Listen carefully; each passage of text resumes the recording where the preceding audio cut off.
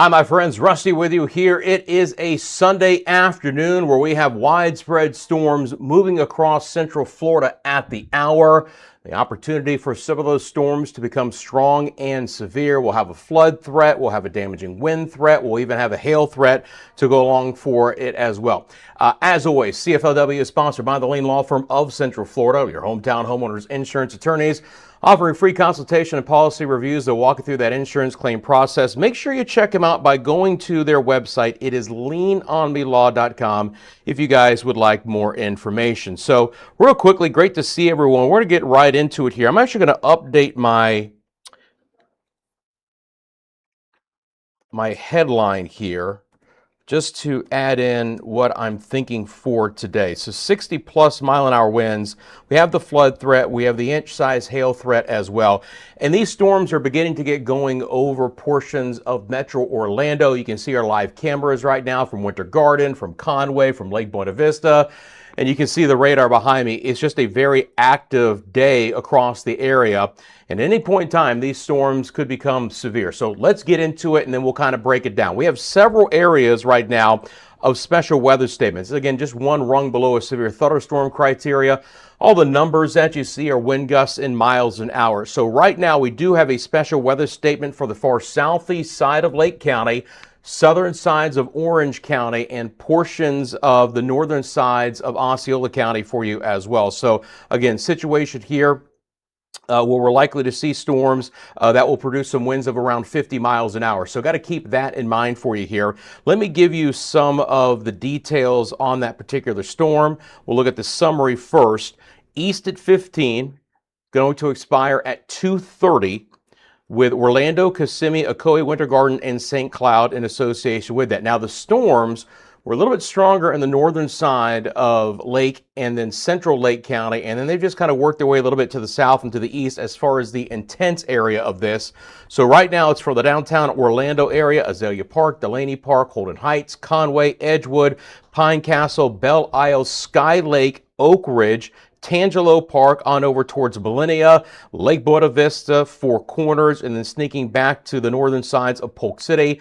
This is all going to be heading off towards the east again, so it's going to be moving through the attractions, heading towards MCO, Lake Nona areas like that. I'm going to go back over here to our 3-camera box, and you can see some of the activity. Again, top left-hand side is the Sand Lake area.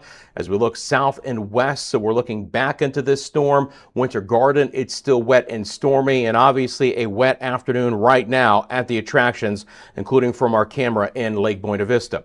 Up the road in portions of Flagler and Daytona Beach areas of Volusia County, we just had a special weather statement expire there. So we had some gnarly looking clouds, some old SLCs I call them there, low hangers coming through Daytona Beach, Holly Hill, Ormond Beach, cluster of good lightning over the Ormond Beach area. You can see the lightning count there on your screen. I'm going to move that up just a little bit more here, just to give us a little bit better perspective. Up towards the southern sides of Flagler County, nasty storm over Flagler and Beverly Beaches up towards Palm Coast. Inland right now in the Palatka area, so in Putnam County, moving into the western sides of Flagler County, you have another special weather statement for winds of 40 miles an hour there. That storm moving off towards the east at around 10. Another special weather statement storm is in effect right now, mainly to the north and to the east of our area here for Fruitland Park and Lake Delancey. This is going to be north and east of the Ocala area, but this one could slip back into far northern Lake County in southwest Volusia County. All of the movement of the storms today are going to have some easterly fashion. They could be a little bit south and east. The individual cells could be a little bit on the northeast side as well. Additional non-severe storms are developing through the rest of Marion County, back over portions of Citrus County, a good storm over areas like Floral City and just south of Inverness. Additional thunderstorms could still develop and back build off towards the west, so some of that activity has gotten into the eastern sides of Pasco, the northeast sides of Hillsborough County. I'll be monitoring that situation, and then along the coastline, this is where where everything's going to end up going for today. Your movement again is going to be from west to east, and potentially some of the stronger storms along our east coast through the afternoon hours, but already some thunderstorms developing in Brevard County, Mims, Titusville, Indian River City, so over the Indian River, then back down towards Port St. John and Sharps. Another thunderstorm developing here just north of the Pineda Causeway, south side of Merritt Island, over the Banana River, down A1A. Again, good lightning cluster with this. You have, thunderstorms right now producing some lightning strikes of over 100 lightning strikes in around 15 minutes. Again, it's a Sunday in summertime. Boaters are out. Please be very cautious if you know anyone who's out. Marine interest. These thunderstorms will continue to, again, work towards the East Coast areas, including obviously marine interest there. Now, once again, we have fallen under a risk for severe storms for today. The lowest chance is going to be along the far west coast, and I'm talking about US 19 West. The areas in dark green, that's our marginal risk for severe storms. So we're back again into the 1 out of 5 category from the Storm Prediction Center. And, basically there's just a fair amount of energy at the mid-levels of the atmosphere, the sea breeze interaction for today, leading to an enhanced sea breeze, despite the fact that we still have our Saharan dust layer in play, especially in southern areas. And, this is a very wide marginal risk. Just to kind of show you guys, we are on the far southern extent of that. And there's even a little bit more energy up through Georgia and the Carolinas to produce maybe more organized severe weather. But within all of central Florida for the rest of the afternoon hours and potentially into the early evening hours, we've got the opportunity to see some storms producing winds of over 60 miles an hour, maybe up to inch-size hail, and some of that heavier rain could lead to a flood threat. We already have a flood advisory in effect for Marion County. So already on the board very early today, a flood advisory until 3:30. Let me give you the details on that for anyone who's up in Marion County.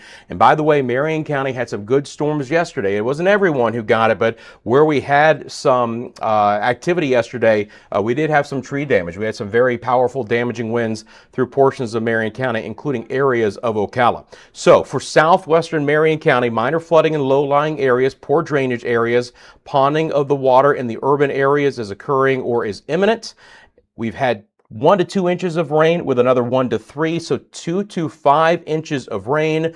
Some of the areas included in this will be Ocala, the Rainbow Lake Estates area, Ocala Airport, Denellen, Reddick, Romeo, and the Lowell areas. So again, mainly southwest side of Marion County. And again, my map on this is going to show the entire county, but it is southwest sides of Marion County with the best chance for the flooding right now. But additional storms are likely to move through. You can see our live camera network here at CFLW covering the skies for you right now. Let's take a look at some of those cameras. This is going to be a live look to Winter Garden, the western side of Orange County. The special weather statement storm has moved through this area. Still some really dark skies south and west of the camera.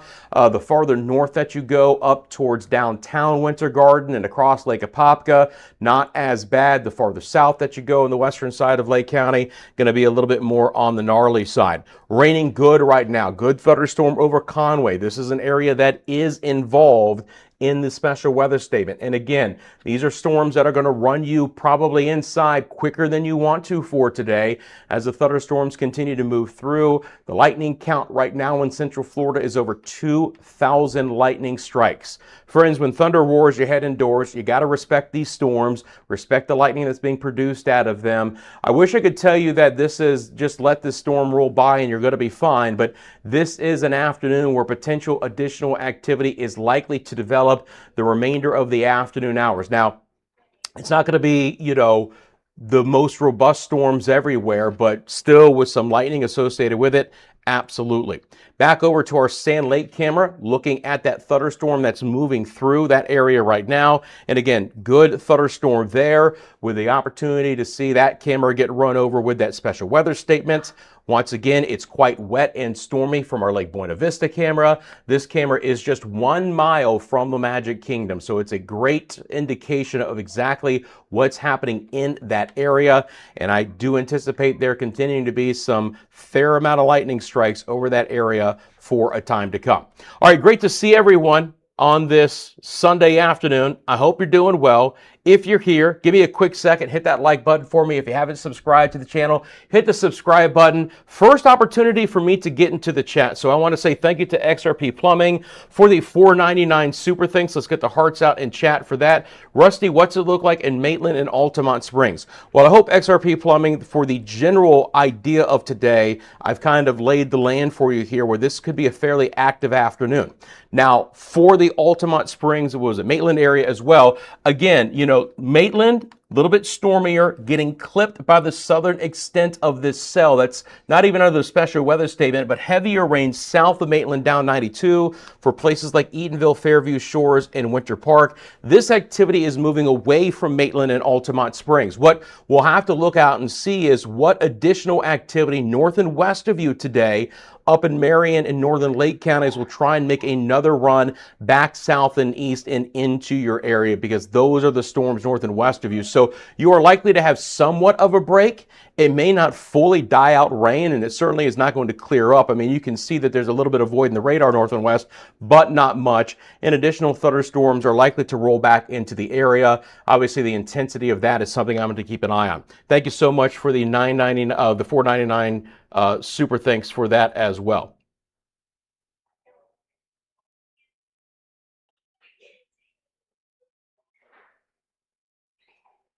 And again, pop it on the screen, as I promised you guys I would do. So thank you so much to XRP Plumbing for the $4.99 super thanks. Thank you for the support of the channel. I do appreciate that. All right. Give me just 1 second here, guys. I'm going to bring that on. Something I need. I'm going to do a quick fix on something while we're chatting. Everyone doing good today? I am back in the studio, by the way. So I am here. Let's see here.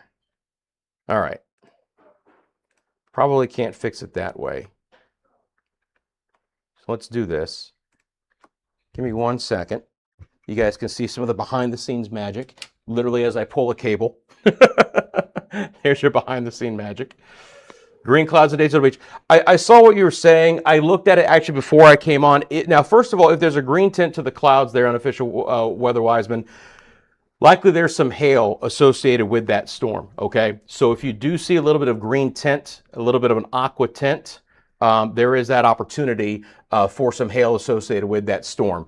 If nothing else, it's a very water-loaded storm. Again, it's a nasty storm there. Didn't see much of anything more than broad rotation, but it's something I'll continue to monitor. Look, when these storms are getting towards the coastline for today, they're going to have some spin associated with them. Now, it is likely to be a little bit of a lowering.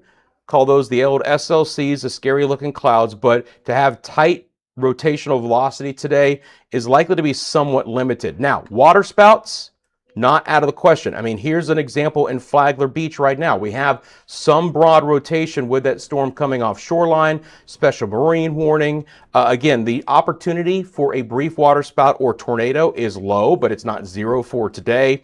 You can see that all of the turbulence, if you look at the reds and the greens, are right along the coast. So as these storms are coming off the shoreline, they are beginning to produce some lowerings and some broad spin that I'll be monitoring. You know, here's another area that's a little bit more agitated over Titusville, but you know, you still have some stronger straight line winds here in the lighter green, but just a very broad area. All the winds here out of the storms in Orange County, they're all going in one direction. Same situation for the storms up in Putnam and portions of Marion County as well. But I'm always watching those for you guys, I promise that.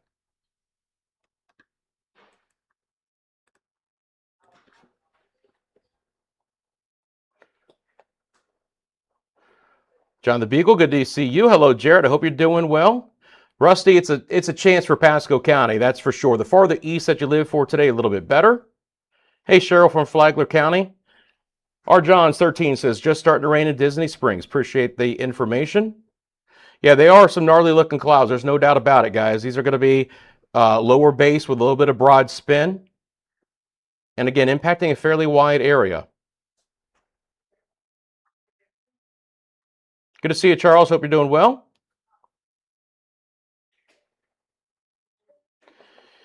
There's some kicks of energy coming out of the east side of the Gulf, which is going to aid in some of this right now. again, feeding into everything that we're seeing for today. Again, appreciate everyone in the chat tuning in and letting me know what's happening in your area, giving your opinions, giving what you guys have been seeing. This is what this channel is all about. I do appreciate all the interactivity.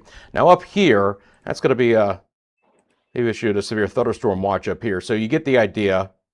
Storms are a little bit gnarlier right now up towards I-10 and some of the areas that I've already mentioned. So severe thunderstorm watch there does not include any of our area. For us right now, we do have 3 different special weather statements. If you live in Metro Orlando, this special weather statement is going to go for the next 3 minutes until 2:30. We'll see if the Weather Service office out of Melbourne wants to continue to expand and extend that special weather statement. That one basically has been following a cluster of storms out of Sumter County, got into Lake County, and then through the southern sides of Orange County, still producing potentially some winds of up to 50 miles an hour. Heavier rain along the beach line near Wedgefield, fair amount of lightning. You can see from our Conway cam, which I don't have up right now. That's not a big deal to change. Let's see here. I think this just might be the easiest, is to bring up the quad box because I got the Conway camera here. So if you look at the top right-hand side of your screen, there's the Conway cam. So again, blinding rain up there, very heavy rain. We're looking east over Lake George. Obviously, a fair amount of lightning, still quite dark over the Winter Garden area. Lake Buena Vista is what, again, in Metro Orlando, it's just a wet, stormy 2 o'clock hour across most of the area. A general sense would be the farther north that you go right now, the better the weather is. But even this thunderstorm has creeped north of the 408. Over Baldwin Park, Winter Park, Maitland, Altamont Springs. Still getting a thunderstorm wind gust at the Sanford Airport of 30 miles an hour. I mean, that's not even near where the worst weather is. And again, the main threats with this are 50-mile-an-hour winds. Again, you guys can clearly see what the threats are on your screen. I don't have to go over everything all the time. If there was a hail threat that the Weather Service has identified from this special weather statement storm, that would also be on the screen. There could still be some pulse storms that produce some half-inch to inch-size hail. There could still be the potential for some damaging hail out of this activity. And again, this is a day where some of this activity has developed quite early. We could just have to watch and see how this evolves the rest of the afternoon into the early evening hours. Again, it seems like every day the Storm Prediction Center has continued to just throw Central Florida under a marginal risk of severe storms. Outside of portions of Marion County yesterday, it never really panned out, but today it just looked like a better situation, or a better setup, if you will, to have some active weather across the area, some rowdy storms if nothing else. Obviously another Sunday here in July, so another very active outdoor day. So our another special weather statements, 2 of them are going to go away right now, and we'll see what the Weather Service offices want to do. This string of storms now extends all the way from Putnam County, and it's a nasty storm right over Palm Coast. If you live in Palm Coast, I know that there's not a special weather statement for you, but there's a lot of wind and maybe even the opportunity for a little bit of hail. There's a 30% chance of some half-inch size hail here, maybe pea size or slightly greater. If nothing else, Palm Coast is getting hammered with some torrential downpours, probably some lower bases of these clouds as they begin to move offshore. Look at all the lightning here. Just in the Palm Coast, Beverly, Flagler Beach areas, we have over 300 lightning strikes. Nasty storm, part of that moving offshore, following that back down towards Ormond Beach and Daytona. Again, things getting a little bit better there. All clear in Clearwater and Tampa. Thank you very much. Greetings from Lakeland. How you doing, Chris? Appreciate you tuning in as well. Again, thanks for taking a quick second, hitting that like button for me if you haven't as of yet. Again, special magic of the channel. I'm going to lean in and plug this in. I could take myself off camera, but we're cool. By the way, I am back in the studio, right? Just a quick little trip to the beach with myself and my family. We stayed local, enjoyed Brevard County. For those who live in Brevard County, I got to tell you something. I think we picked about the 3 best weather days you possibly could pick. Not only was there no storms, but there wasn't a cloud in the sky. Saharan air had just come in, but even then the dust wasn't that bad. I mean, it was really nice. But better storms will be moving into Brevard County later today as well. Good afternoon, Farrah. Hope you're doing good. Good afternoon, Grind Gang. Lisa, Deltona could absolutely get more rain. Yep. Levy County getting some thunderstorm activity. Again, appreciate that. If you live up in Levy County, keep an eye out to the northwest storms. We do have a severe thunderstorm watch up there towards the Big Bend and the Apalachicola area that could try and make a run into our far northwest areas, likely to stay farther north and west than that. Again, you know, the reason why they're going to issue a severe thunderstorm watch up there and not for our area, at least as of yet, is just the potential organization of these storms, right? Are these storms going to get organized enough where they're going to produce widespread damaging winds or a hail threat or even a tornado threat? Again, it's not a tornado watch. It is a severe thunderstorm watch. So let's talk about what's happening right now. It's 2:30. We have about 1,800 lightning strikes in Central Florida. We actually don't have any special weather statements any longer, but a couple of things to point out. First of all, we're likely for that not to last very long. Second, these storms are so widespread right now. You guys are probably tuning in because you've been impacted in some way. You know, even along our west coast, we've had some winds of 25 and 30 miles an hour. MCO just reported a 44-mile-an-hour wind. Look, I'm not really sure why there isn't a special weather statement on this storm. Typically, you get the 40-mile-an-hour winds and you're going to get yourself a special weather statement. I'm just making sure that I still have that on, but I'm pretty darn sure I do. So it's not going to surprise me if the Melbourne Weather Service office is about ready to fire up another special weather statement here. We have verified winds of over 40 miles an hour. It's still over big populated areas. You can see the outflow boundary from these storms. They're likely to actually sharpen up a bit as they get into northern Polk and Brevard counties. This is an area that hasn't had a lot of rain the last 3 days overall. Now they're getting a few storms along the coastline right now, but there's pretty untapped atmosphere here, meaning it's pretty unstable. So it's not going to surprise me. Again, southeast areas, as these storms move east and southeast, that we're going to have to watch and see how the radar fills in here. You can see some gusty winds over Sanford as well. Hey, Cheryl. Cheryl sent a membership to Cactus Flower. All right, let's get the hearts out in chat for Cheryl and Cactus Flower. Welcome to the Storm Squad, the membership here of CFLW. You get access to custom badges and emojis during our live streams. You also get access to exclusive member short videos. In between these live streams, I'll put out some exclusive member short videos giving you my behind the scenes thoughts, when I might next be on, what the weather might be like. So I do appreciate that. Also, if you guys noticed, if you go to the homepage of CFLW, we do shout out our members on the homepage as well. Thank you very much. So this is a perfect test. All right. Fair. All right. I'm testing my equipment to see if I've got my buttons back up and working. Nope, not yet. All right, hang on.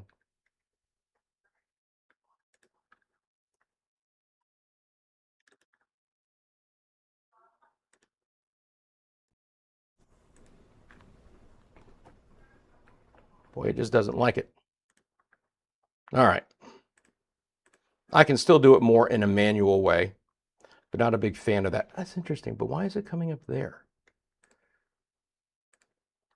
It's doing something that it did 2 streams ago as well. Interesting, interesting, interesting. All right. We'll work on it.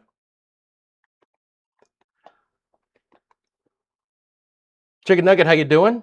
Hey, Edward. Raining hard there in Richland. Hey, Michelle. Raining lots of thunder here south of Ocala. Appreciate that. Cheryl says, Matanzas area, Palm Coast, dark thunder and lightning. Denard says, update heavy down sideways rain there in the Loftman area. Hey, Felix Greens from Castleberry. Appreciate the comment. Appreciate me letting me know what's going on there.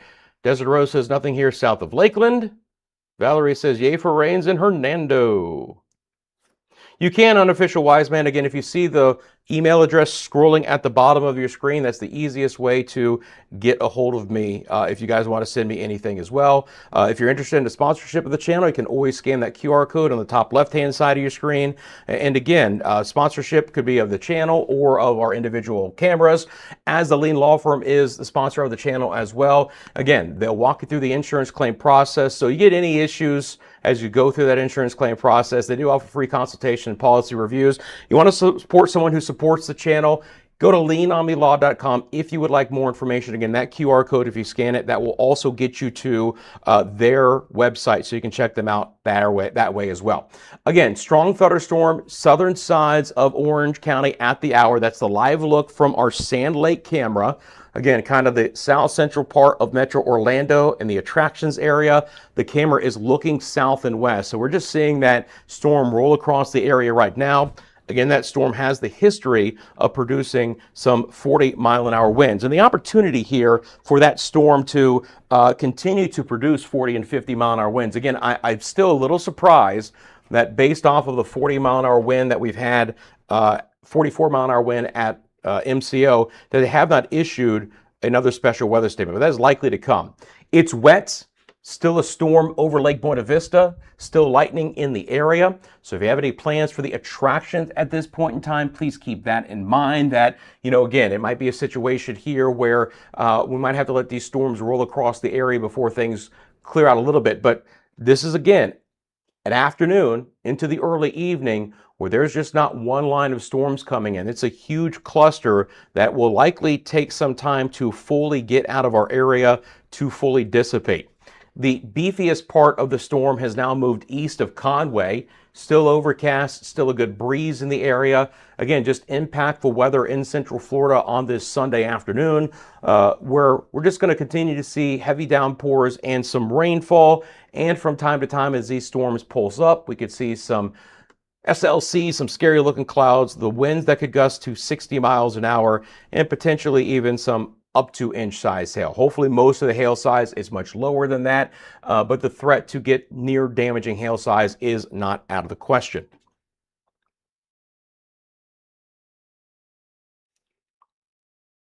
So Leilani says pouring here in Lake City.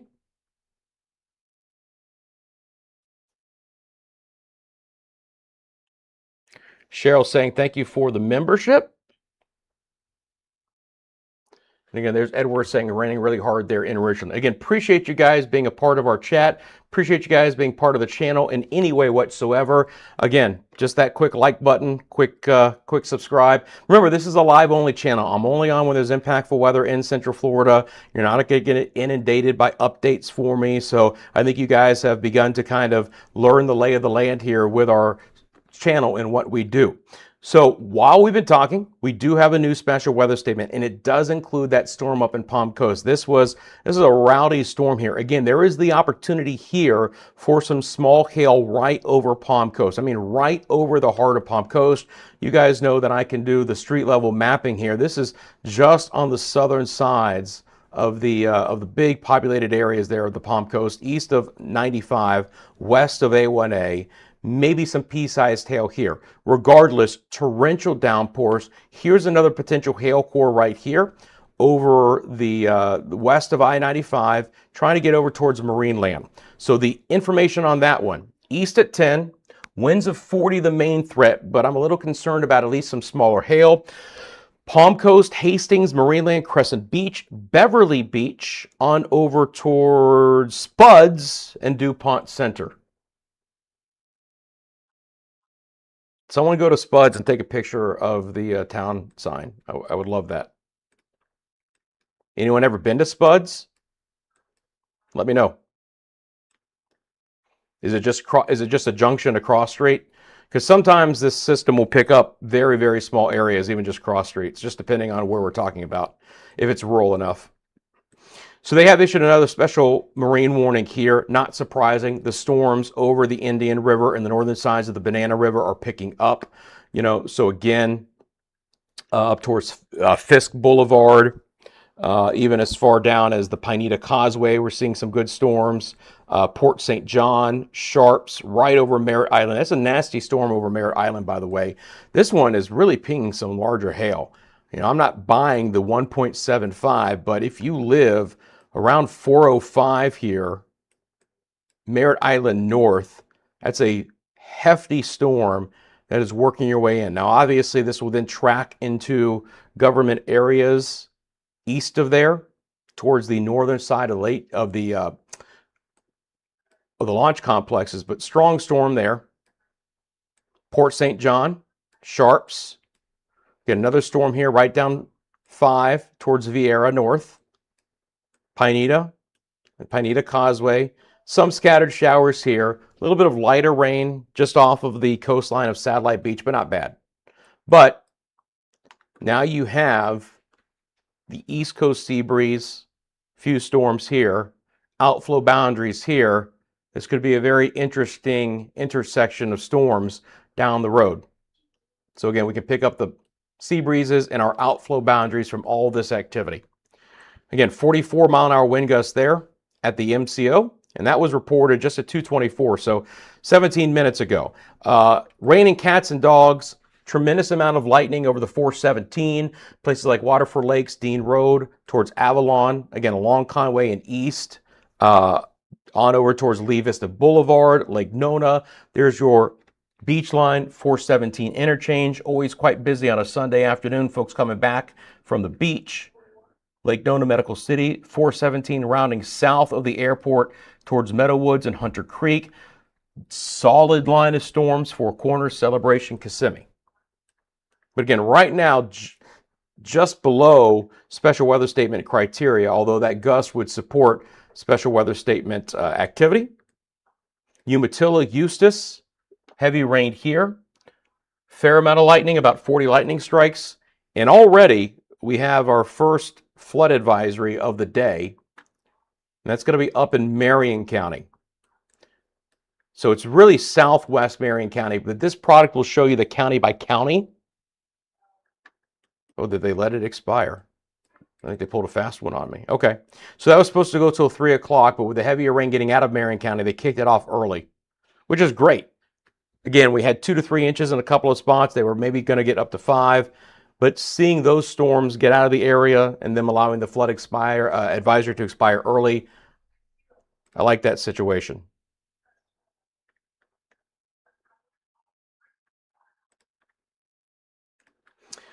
Again, in Winter Garden right now, you can see that there's still some good activity back just to the west and southwest of the camera.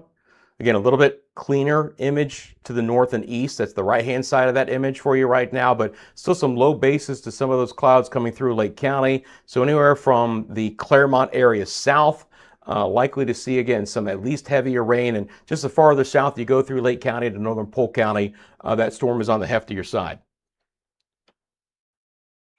Cactus Flower has found her custom emojis. Hey Samuel, how you doing? Kermit, how you doing? How's the land looking for the next few hours?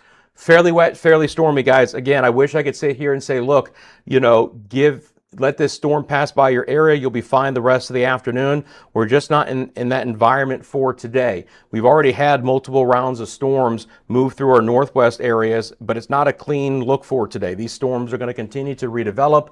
Potentially, you know, we might see these storms strengthen as they move south and east, and the activity from Metro Orlando north and west stay more on the marginal side. But it's not out of the question to see additional strong and severe storms from Metro Orlando into areas to our north.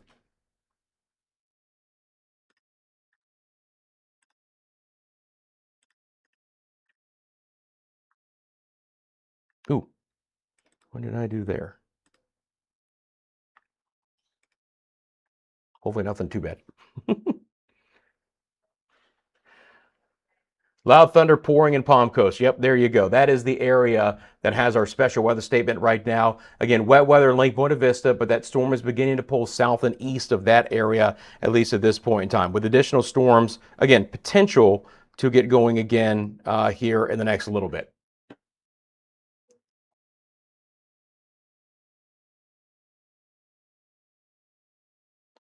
Well, Desert Rose, not much happening here, just south of Lakeland. It's beginning to move in right now.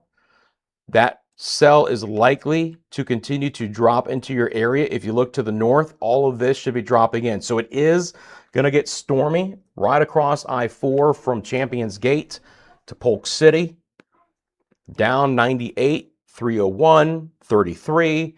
Again, not a severe storm, but pockets of tremendous lightning and heavy rainfall here. So this is drifting south right over the Lakeland, Davenport, Haines City area. Again, shout out to Palm Coast. That's a really heavy storm. Marineland back down towards the Palm Coast area. Special weather statement does go all the way down to Beverly Beach.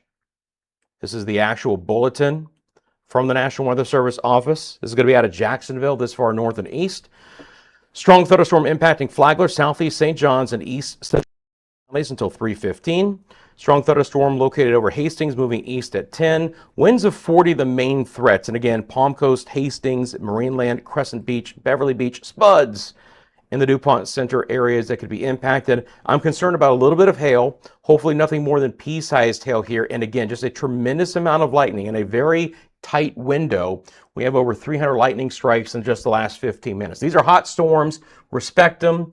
When thunder roars, you head indoors. The rainfall has been enough at a couple of spots where we have some ponding on roadways and maybe a little bit of water collecting in low-lying areas.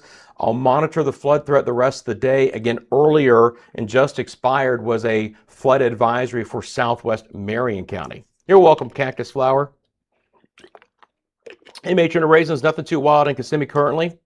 Yep, some of you guys will see more of our garden variety thunderstorms for today. Others will likely see a little bit of a pickup of the storms. Once again, one of the reasons why I'm on is the storms pulsed up a little bit earlier, and the Storm Prediction Center has put most of Central Florida under a marginal risk of severe storms. So again, we're 1 out of 5 on the scale. You know, it's hard for Central Florida based on the fact that our tornado activity is pretty low and weak relative to plains and areas to the north, to get anything more than about a slight risk, which is a 2 out of 5. So, you know, when we get a 1 out of 5 from the Storm Prediction Center, you have to respect it and the potential that could come along with it as well. Looking at local storm reports, which I haven't as of yet today as well, but here we go. We have one up in Palm Coast. This is at 2:30 and a 41-mile-an-hour wind gust there. One Mesonet station, which is 1.6 miles east of Palm Coast. Okay. So a 41, again, nothing outrageous there. Look, the Orlando Airport MCO had a 44. Excessive rainfall risk, by the way, as well, is actually in effect too. And I do want to talk about this. Look, even though it was southwest Marion County that had the flood advisory already, as these storms develop and move east, they could likely slow down a bit as the east coast sea breeze is pinned along the coast, and that could provide better chances for heavier rain. When I show you guys where the rain is right now, you can just see how widespread it is. So the thought is that as the storms move east, they slow up a bit, and now we're under marginal risk. Look, it's not a big risk. It's the lowest category you can be in for an excessive rainfall outlook, but the threat is there. So again, you know, that's why it's included in the headline for today, that as these storms continue to slow down a bit, and as we get deeper into the day, if they persist, we start to see the flood threat become elevated.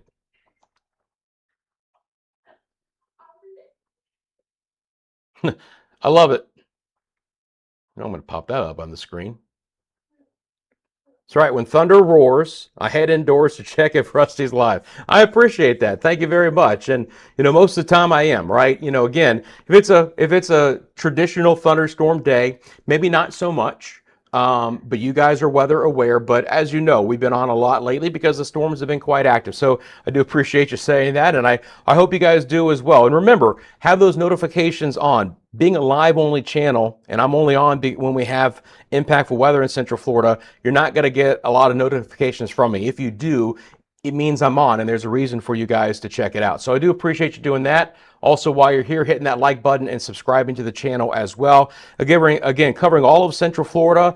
2 days ago, we covered all the storms over Tampa and St. Pete. Today, we do have more widespread storms across our entire area. And if you haven't had rain yet, you still have the opportunity. Look, it's not going to be as widespread.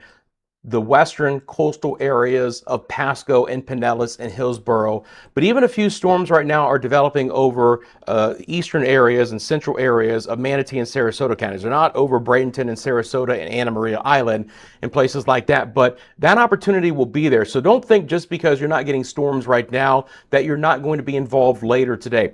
This is a scenario where I do expect, regardless of the intensity, for the activity to be quite widespread through the rest of the afternoon hours and even into the early evening hours in a couple of spots. The general movement will be off towards the east or the southeast, but just not completely going to be a situation where these storms just move out and you're good to go after that. I'll show you guys that movement, and then we'll take a look at some rainfall as well. Let me bring up our composite radar here. If you guys are just tuning in, you know, Rusty, why are you on, right? What's going on? Give me the deets. A lot of special weather statements so far today, mainly clustered in our far northern areas. We had a few over Lake and Orange counties, right? But you can clearly see how widespread our activity is. Now, there's actually a severe thunderstorm watch up north. That's that red box that you're going to see come on. You can see some of the energy out of the Gulf, right? So this is one reason why we may not be completely clear as far as that goes. I'm not sure how much of this actually makes our West Coast before we hit sunset. More than likely, it's what's happening locally than anything, but the juice is a little bit higher up to the north in regards to some of this stuff. So places like Tallahassee and Perry will be a bit more under the gun for organized severe weather. Again, we are under a marginal risk here. I don't want to discount and underplay what could be developing, because we could pulse up and see winds quickly developing 60 miles an hour. We could have some downburst winds. Now, there's a fair amount of Saharan air back to our south and to our east. We'll see how that plays into the storms today as well. But we still have some pockets of cooler air in the mid-levels of the atmosphere, and that's drier air, and that can produce those downburst straight line winds. We had that at the Tampa Executive Airport near Mango on Friday. They had a 72-mile-an-hour wind and associated with that. We had some damaging winds up in Marion County yesterday. If you guys were impacted by that, let me know. Is there a lot of lightning right now? What's the count? Linda, the count is on your screen, my friend. If you look right here, whatever view I'm showing you on the radar will be the lightning count over the past 15 minutes, okay? So we right now in Central Florida have basically 1,900 lightning strikes. There are obviously areas where there's more intense lightning, like the southeast side of Orange County, from Avalon Park, Conway, Lake Nona. Again, our live cameras here at CFLW towards Buenaventura Lakes. Over 200 lightning strikes there. Linda, I know you live in the Titusville area. The storm that is east of you over northern Merritt Island is an extremely intense storm. I mean, look at this right here. I mean, potentially for some hail right along 405, right there, right? Special marine warning, 700 plus lightning strikes. Now, that's a little area that I am going to bring up our velocity. Yeah, I'm not shocked that there's a little bit of spin there. It's very weak. So right here, what I would be looking at is areas of green and red next to each other. For the most part right now, it's very broad. So what you would see from this vantage point, if you were to look maybe from the south, maybe you were at the Kennedy Center Visitors Complex and you're looking north, you would see a lower hanging cloud, almost like a little bit of a UFO shelf cloud. And then you would just see some very broad rotation with it, but nothing wrapping up very quickly. The wind field associated with this is not really that strong. And again, they haven't issued even a special weather statement, just a special marine warning.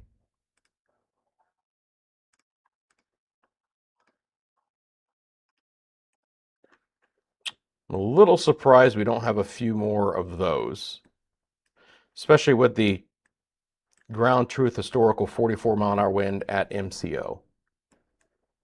But you can clearly see how as these storms are moving east and southeast, they're clustering up. They're on the stronger side right now. The rain moving into places like St. Cloud, Harmony, and Holopole. The rain again spreading across I-4 over the Loftman area, Haines City, Polk City, Gibsonia, the Lakeland area. That's a nasty part of the storm that's going to be moving right over Lakeland. Big time reflectivity here, guys. When it's flashing like that in purple or those neon blues, that is high reflectivity. Heavy rain. Might be very concentrated, but it's there. And again, still some decent wind gusts north of here. You have another cluster of storms. Southern St. John's, northern Flagler County. There's a special weather statement there. Marineland here. Again, extremely blinding rainfall. Special weather statement for the next 19 minutes. Ormond Beach is at a 25-mile-an-hour wind. And then you just have it pretty covered up, the rest of the area, right? Nothing that's pulsed up too much behind this initial activity, but the rain is still falling for a lot of Lake County, Sumter County, Marion County, and portions of Citrus County as well. Again, that's the view from the Melbourne radar to give you a slightly better idea of what the view looks like on the north side here.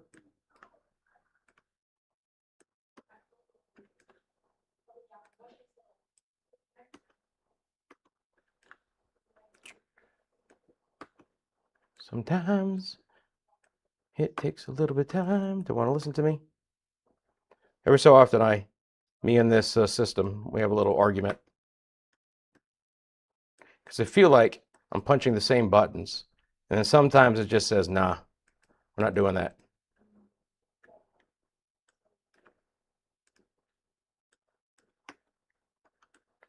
Yeah, I'll switch over to Jacksonville in a minute. But for right now, the easy way to do it, not happening.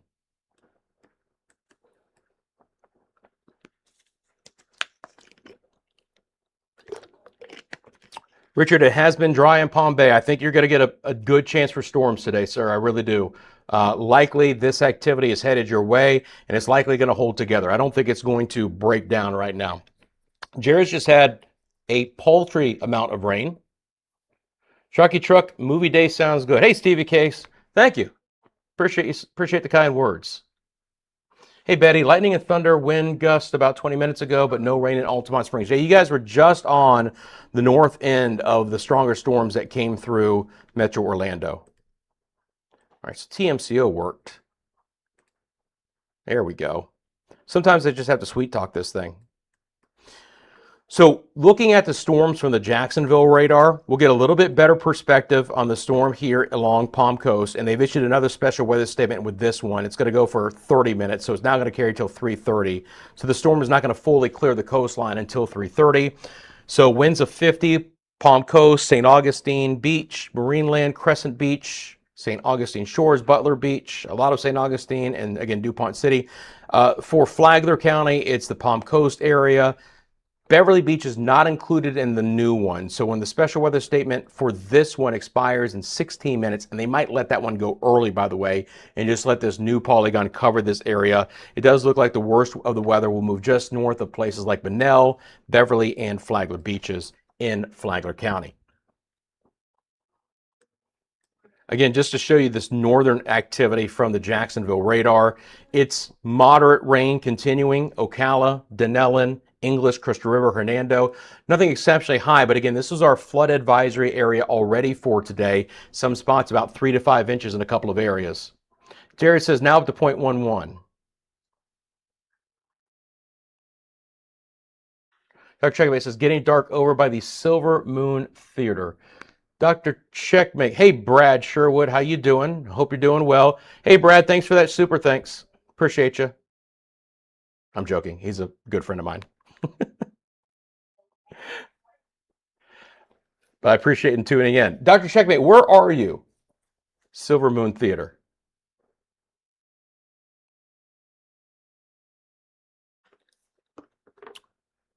KT4 Ram, I'm hearing thunder in the distance.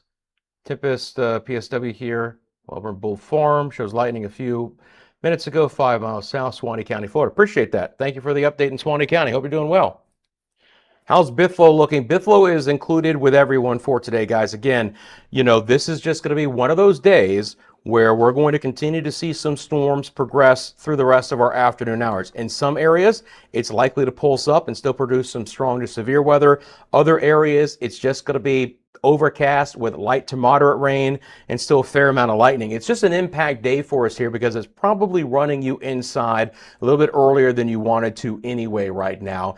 And we'll just have to watch out for how these storms progress over the next couple of hours and if they intensify again. You know, one of the reasons why I came on, we had a few special weather statements, but we also do have a risk of severe weather from the Storm Prediction Center. It's 1 out of 5 on the scale. It's all of our dark green, and so it's most of the peninsula of Florida and into the Panhandle. I mean, a sliver of our far west coast, portions of coastal Levy and Citrus and Hernando and Pasco, all of Pinellas, most of Hillsborough, and then Manatee and Sarasota counties. technically not included in that, but remember, I've always said this, these are just lines on a map, and Mother Nature doesn't really care about lines on the map. It's just going to do what it wants to do. So still have to stay vigilant in our western areas, but based on the information that I've seen so far for today, just looking at these models and our high resolution models and all the activity and things I look at before I come on, I do expect the progression of storms to continue to move to the east. Some storms backbuild west, but certainly to the eastern 2/3 of the peninsula, a little bit more under the gun for more organized activity through the rest of the afternoon hours. Again, appreciate everyone tuning in. I hope you're having a great day. Live only channel here. A lot of things to cover for you guys. We'll go back to some of our camera network. Again, overcast skies, just a great afternoon through a lot of our area. You can see that live right now in Winter Garden. The camera on the top right-hand side of your screen is going to be out of Conway. Don't worry, I'm just resetting the Winter Garden camera. Out of Conway, and again, the northeast side there. Southwest, or the bottom left-hand side of your screen, is going to be Lake Buena Vista. Again, overcast skies there at the hour. Now, the storm out of the Conway area, that was the one that was producing the special weather statement. So still on the stronger side as it continues to work away, but while we had 30-mile-an-hour winds in the Conway area earlier, and again, we're looking east from Lake George, even a little bit of filtered sunshine across that region for you right now as well. Taking a look at what's going on in Winter Garden for you. And again, just kind of gray overcast through a lot of Winter Garden at the hour. Still a low base to some of that cloud coverage. And you can just see that the clouds are still quite gnarly. Look, there is additional rain and storms that will be moving back into southwest Orange County. And I'll show you that on the radar here in a second. But if you do live from places like Lake Buena Vista and Winter Garden and the Ocoee areas, and including in Lake County itself towards Claremont, you know what I'm talking about. There's another round of storms coming through, not special weather statement storms as of now, but just more heavy rain and gusty winds that'll be working its way back into the area. And that's kind of what I'm trying to pass along to you guys this afternoon, is that it's not one clean line of storms. Multiple rounds will continue to move through our area. It is overcast as some light to moderate rain continues to fall over Sand Lake. We're looking south and west of that area for you guys right now. And again, just a situation here where I would expect that activity to just stay on the gray side and just continue to produce light to moderate rain before that next activity decides to work its way back through.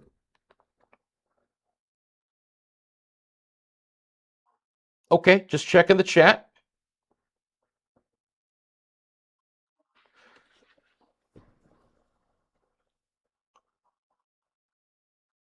Is that Jerry Lloyd or Gerald Lloyd?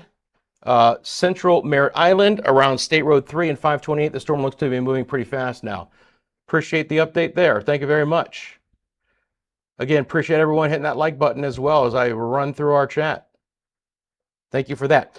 Okay, so you saw the activity that I pointed out from the Winter Garden camera. If I come in here, this is what I'm talking about, right? This is the next activity that's going to be coming back through. It's some heavy, heavy rain right now, right along 27. It is mainly south of Claremont, but get ready again for Hamblin, back down towards Western Way, on over towards Lake Buena Vista. And of course, we're talking about the Magic Kingdom and Epcot and Disney Springs, even on over towards eventually SeaWorld and Universal and Epic Universe as well. We have all of those cameras here to cover you there.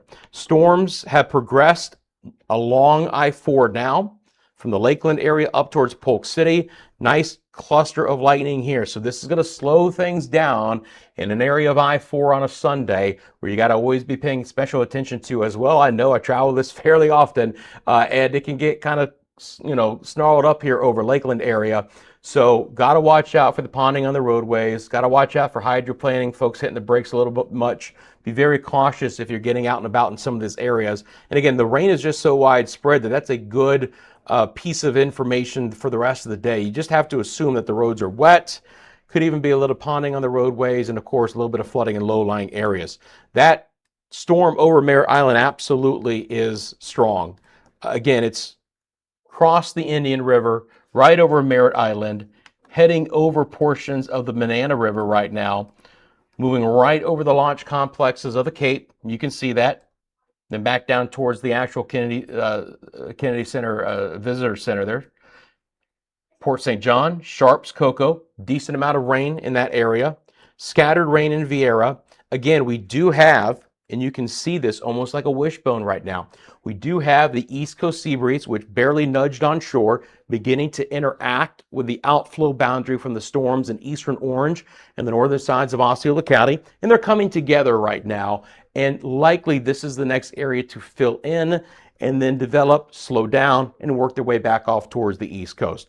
All movement today, when it's all said and done, will be from west to east. The individual cells could be moving a little bit more south and east, or even from time to time north of east, but generally speaking, we're going to push all of this down. Now, one thing that I've noticed, at least in the short term, is that things have certainly quieted down in our northwest areas. It's a good and a bad thing, right? First round of storms have come through, and we're doing pretty good with those. But it's only 3 o'clock, right? And could we see the opportunity for additional storms in our northwest areas to redevelop, considering the fact that we're still about 5+ hours from sunset? It's not out of the question. Temperatures have obviously been cooled because of the rain. So you've got 73 right now in Ocala, in the Inverness area, 77 Leesburg, 79 in Crystal River. But storms that could develop here, right? Alachua County out west towards Chiefland, Levy County could still try and push back into some of these areas. You notice how hot it is where the storms haven't developed, like St. Augustine, and then you get towards Palm Coast, and it's cooler there. Ormond Beach had a good storm. They're in at 73. So right now, technically there are 2 special weather statements, but really, I'm not really sure why they haven't let this one expire early, because the area, the polygon that doesn't include, or the new polygon, is void of any big activity. But we do have a special weather statement here for portions of mainly St. John and Flagler counties. Here's the information on that one for you. Northeastern Flagler, southeast St. John's through 3:30. So it's the next 22 minutes. Doppler radar tracking a strong thunderstorm near Butler Beach, 9 miles south of St. Augustine, moving north at 10 at this point in time. So this storm has basically gotten to the coast and it has put on the brakes. Now there's not a lot of push to get it off of the coast quickly. That's a problem when it comes to flooding. This is the East Coast scenario for today. The East Coast sea breeze is penned along the coast. These storms get to it, put on the brakes, they collide, things slow down for a time, and now you could have heavy rainfall in certain areas. So again, we start to get a little bit more concerned about the amount of rain that could fall in Flagler County, especially from Palm Coast and then into St. Johns County, Crescent Beach, and the St. Augustine Beach areas here. So up and down A1A, US 1, I-95, Flagler County, Southern St. Johns, ton of lightning, 300 lightning strikes in just the last 15 minutes, a storm that's not moving much and really has intensified a bit. You notice that the last check with the special weather statement is now 1/4-inch size hail. Look, that's only pea-sized hail. That's not damaging hail, but it is an indication that this storm has intensified a bit from the last special weather statement. And I would expect that because, again, the sea breeze collision or the west coast storms marching and hitting the east coast sea breeze, there could be a lot more lift in the atmosphere as those sea breezes collide and produce that lift, which is also why the storms slow down and they produce very erratic winds from time to time as well. Eventually, once that interaction is done, the storms will begin to pick up a little bit of forward speed and work their way back east, but it could be another hour or so in that area. Appreciate you, Lonnie. Thank you very much. I probably shouldn't have tried to talk as I drink at the same time. I'm sure that sounded weird. So again, thank you for that. You guys have a question about the forecast, feel free to drop it in the comment section below.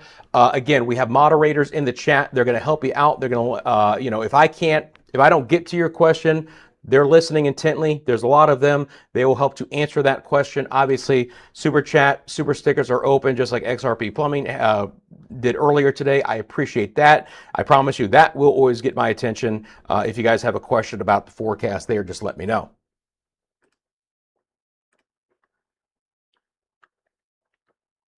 Okay.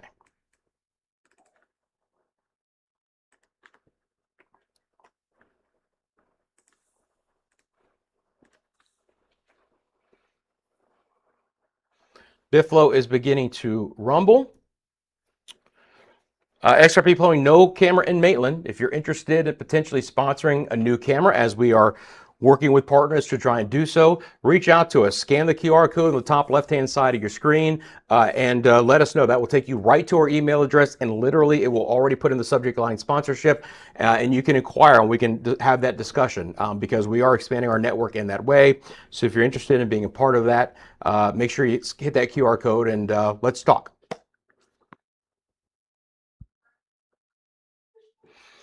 So I think this is going to be the big question of the day. Are we going to get any more storms or just some rain? Look, there will be some areas that will just get more rain.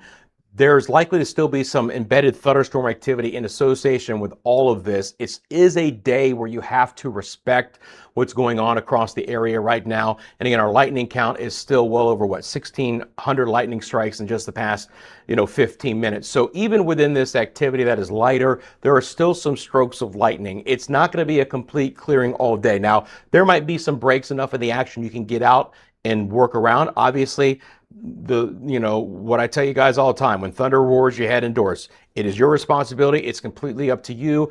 I don't like to get outside unless I haven't heard thunder in at least 15 minutes. If you want to be absolutely clear, it's 30. 30 is always a great number. The 30-30 rule for schools, they do it for a reason. Same situation with some of the sporting events that go around here as well. They don't generally start things back up again until they haven't heard thunder in 30 minutes. And so that allows these storms to clear. But just because one line of storms has come through your area doesn't mean that they're not going to ultimately clear again as well. I think I have an idea what's going on here.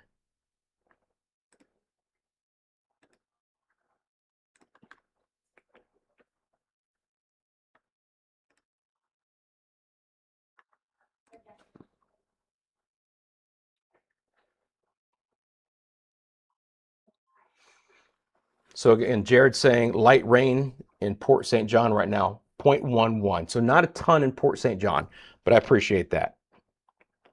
All right. I'm halfway there now.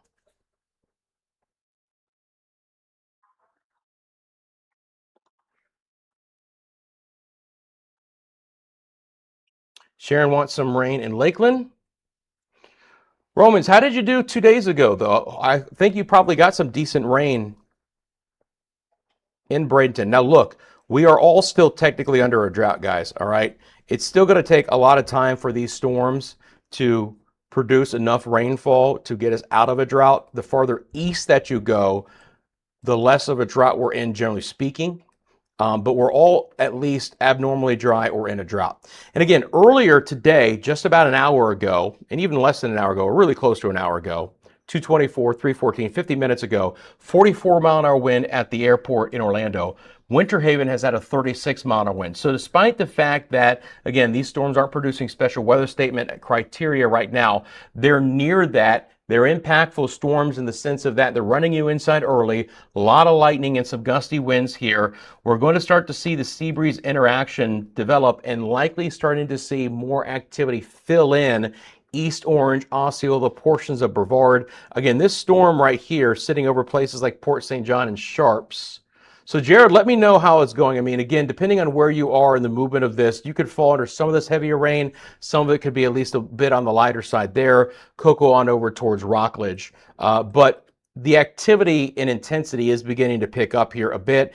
And additional stronger cells are developing right on our sea breeze interaction line. Those are the two lines that are crisscrossing right now and almost look like a wishbone. At the top of that wishbone, as the sea breezes intersect, we're seeing additional storms develop. Then all of this is the outflow from the storms here in Harmony and Holopole. Going to be a rough drive at the hour, 192 Turnpike. That's 91 on your screen right now. Back over towards the Auburndale area and Gibsonia too. As far as our western areas, again, void for most of Pasco at this point in time. Pinellas, Hillsborough counties, far southeast side of Hillsborough County. All the storms here in Hillsborough, Manatee, and Sarasota are east of I-75. So a lot of the populated areas, which are going to be west of 75, still rain-free at the hour. These storms are really just kind of developing at the hour. I'll put this into motion so you guys can get an idea along our west coast. But still, your movement is going to ultimately be east, okay? Now, the question would be, as these storms develop, can they backbuild slightly west?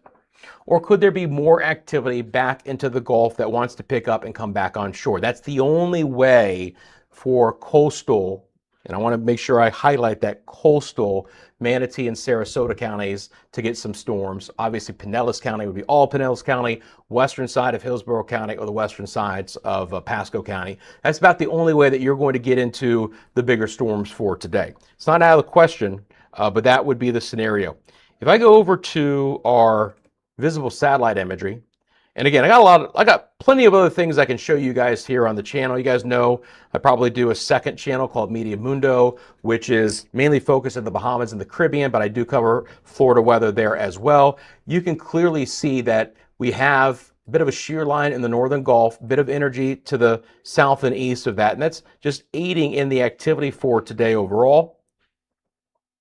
Put on some of the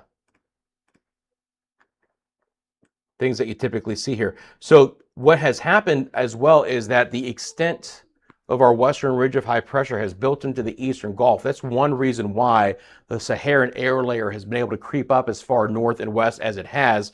But in the interim, you can see this trough line with the thunderstorm activity here south of places like New Orleans and just off of the coastline of Pensacola.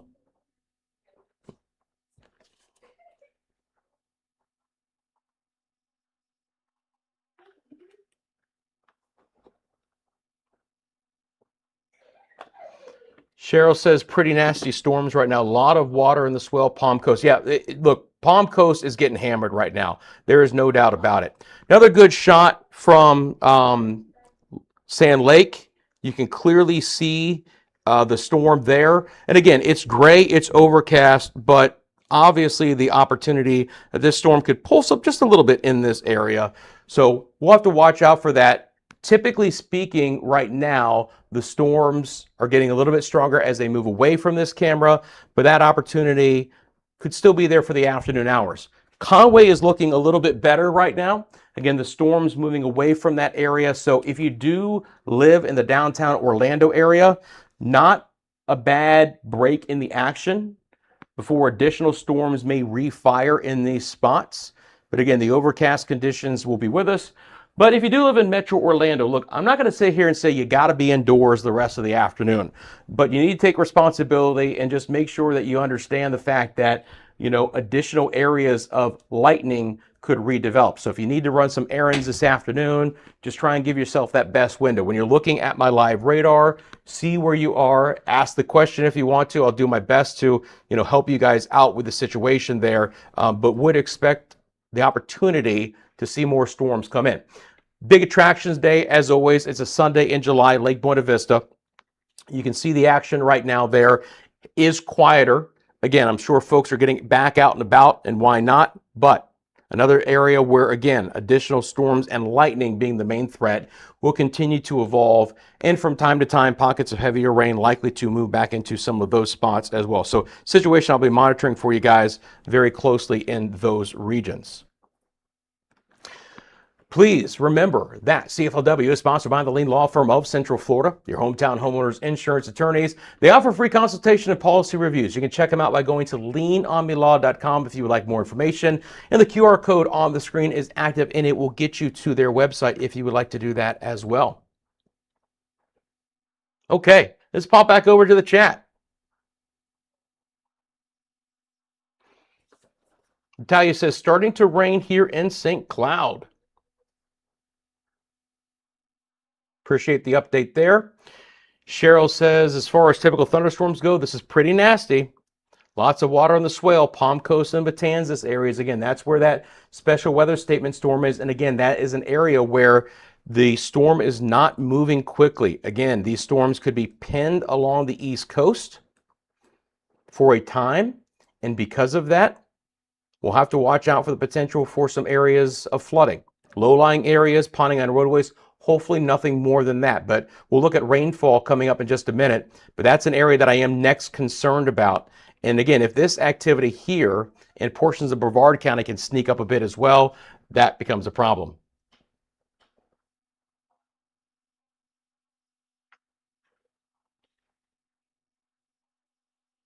KT Specialty just say hello to her Central Florida neighbors. Well, good afternoon to you as well, KT. I hope you're doing well. All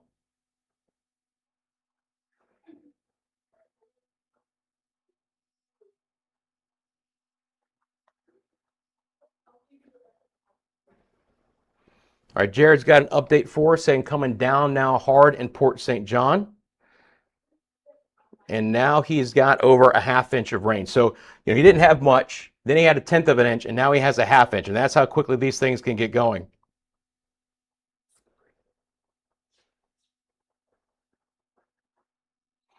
Charles, remind you guys to hit the free subscribe button. Of course, this channel will always be free, and thanks for liking it as well. If you want to support the channel in other ways, like becoming a member, you want to join our Storm Squad, that is available for you guys as well. If you would like to send us a super thanks or super chat, you can do that too. But of course, watching this channel always free. Appreciate all of you guys, again, helping to support the audience of the channel. All right, so now I want to take a second, because I haven't done this yet, and typically by now I would have done so, and that is take a look at what the rainfall rates look like and how much rain has likely fallen in your areas. So I'm going to switch over to this product. If you guys have viewed the channel before, this is going to give us an idea of the rainfall rates per hour. What we're really looking for is blacks and blues. Anywhere that you see blacks and blues, that's rainfall rates of over 3 inches an hour, okay? Those are the areas that I'm most concerned about for potential flash flooding, because the rain is coming down so hard that it could produce those areas. Now, that being said, right? That being said, what are we looking at when it comes to, when we're looking at movement? That's the next criteria. Look, if a storm is producing 5 and 6 hour rainfall rates per hour, but it's moving at 50 miles an hour, it's not going to sit over one spot long enough to cause any problems. That is exactly what happened with the storms on Friday over Hillsborough and Pinellas counties and our western areas in general. They had fast forward speed, 30, 40 miles an hour for a time, and we didn't have a big flood threat because of the fast forward movement. Now storms along the East Coast are absolutely stalling out. Now you get the flood threat if you can get 3-4 inches of rain in some of these spots. So St. Augustine has that problem as well. Portions of Palm Coast, 3-inch per hour rainfall rates. I can promise you this, some areas of coastal Flagler County will absolutely get 3 inches of rain. This storm has not moved very quickly at all. So it's going to be a widespread 1 to 3. Palm Coast, A1A, US 1 areas, Flagler County, not even down to Beverly Beach. And Flagler, Palm Coast is like the southern area here of Flagler County that would be in it, and then up the road into St. Johns County. But now with this, you're going to start to see the opportunity for a little bit more flooding. Low-lying areas, side yards, hopefully nothing more than that. Hopefully no water over roadways. But this is the scenario that I've been kind of preaching about for today as these storms begin to slow up a bit. Heavy, heavy rain again over portions of Brevard County. Again, Port St. John, Sharps area, over 3 inches per hour rainfall rates there. Over the Cocoa area and the beach line into Merritt Island, nearly 4 inches of rain an hour there. So all I'm doing right now is saying, let's look at where the heaviest rain is falling, and let's see how that translates into the potential for flooding. This is just one of the criteria. The other part is, are the storms not moving over where we're seeing this heavier rain? Because again, fast forward speed, no threat. Slow movement, it's a problem. In these spots, I can tell you that I've just highlighted, the storms aren't moving very quick at all. So it becomes a potential issue the deeper into this afternoon that we go. And the big, situation is just how quickly do these storms finally move out of that area? I'm going to switch over to the amount of rain that we've seen today. So this is radar estimated rainfall totals over the last 6 hours. And that should cover it. Now, you're not going to see any one area frighteningly high so far. But look how widespread the rain is. I know there's some folks probably pouting right now saying, Rusty, I haven't seen a drop. I understand. But for the vast majority of the viewers right now in Central Florida, you've seen some rain. By the way, shout out to viewers who aren't watching in Central Florida. We have many of you, and I appreciate that support as well. It's always cool to hear or go back and see where everyone has been watching from. Some from Canada, some from England, some from Europe overall. It's really cool. A lot of my friends from the Caribbean, from the Media Mundo channel, jump on over and support this channel as well. So right here, north of Hernando, along State Road 200, there's that pocket of 3 inches of rain. That's what issued the flood advisory earlier, because we started to see some of the heavy rain. So this is estimated rainfall totals today, and it is Marion County with the gold star so far. Now, because it takes a bit of time for my system to take in the radar algorithm and what has fallen, these are underreported as of right now. But let's give it, say, through 3 o'clock. We've had about 1.5 inches of rain through a lot of coastal Flagler County, including Palm Coast. And again, we could easily double that. So that's the situation with the rainfall right now. Other areas of southeast Orlando, like it picked up a quick inch. Southern Lake County near 33 or over 33. Maybe over 2 inches of rain in a couple of spots there. Solid totals. Now, I also mentioned that if you live in places like Winter Garden, it's not like you're said and done. A lot of areas will be the same situation. Thunder beginning to rumble back into western Orange County as we speak. Go back over to our reflectivity mode. Show you this. Here is exactly what I'm talking about. Look. This doesn't look crazy on radar, right? It's just moderate rain. But embedded within all of this, there's been 11 lightning strikes in the last 15 minutes. So if you're trying to get back out and about and run errands, or wanting to get back outdoors and finish whatever yard work you had because it's cooler and it feels nicer, and I don't blame you one bit, it's still a concern, right? For the lightning embedded within some of this activity. There's still enough instability in the atmosphere to produce some of that. And I'll show you that Winter Garden camera live right now. And again, left-hand side of your screen, I promise you, we got some lightning coming back in with those grayer skies.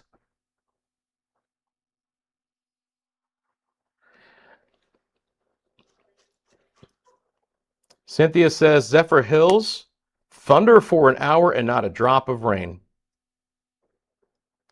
Colleen says, heavy here in Merritt Island. KD Specialty, I'm supposed to go to my friend's yard this afternoon. Oh, mow your friend's yard this afternoon. Look at the hourly forecast for West Melbourne. Wondering if storms are actually going to make it here, because usually they don't. I understand. I do believe that the Melbourne area has a high chance to see these storms, right? And, you know, all this activity should work its way south and east. Unfortunately, it's just not a great day for there to be this huge chunk of completely quiet weather, right? So the question would be if you felt like you could get out and get it done before these storms arrive, but likely not, right? You know, it's always your responsibility. I do the best that I can to pass on the information, but Melbourne is not very far away from these storms that are building in. Likely that window has shut down. And that's going to be the issue for a lot of you the rest of the afternoon hours, right? Is can I find a large enough chunk of window to maybe do some of the plans I had later today? For a lot of you, unfortunately, I think the answer is going to be no. You have to figure that out on your own. I can absolutely try and answer it to the best of my ability. But as I have pointed out, even within this veil of moderate rain, we continue to see lightning developed out of some of that. Now, it's not going to be at this point in time as heavy from Metro Orlando up towards Ocala and the Villages and Leesburg, storm-wise, as areas either south and east or along the Palm County area of Flagler County, but it's moving in. As a matter of fact, just as I was talking, they have issued a special weather statement, and it is going to include Melbourne. So unfortunately, to answer your question there, KT, I think your window's done to mow the lawn anytime soon.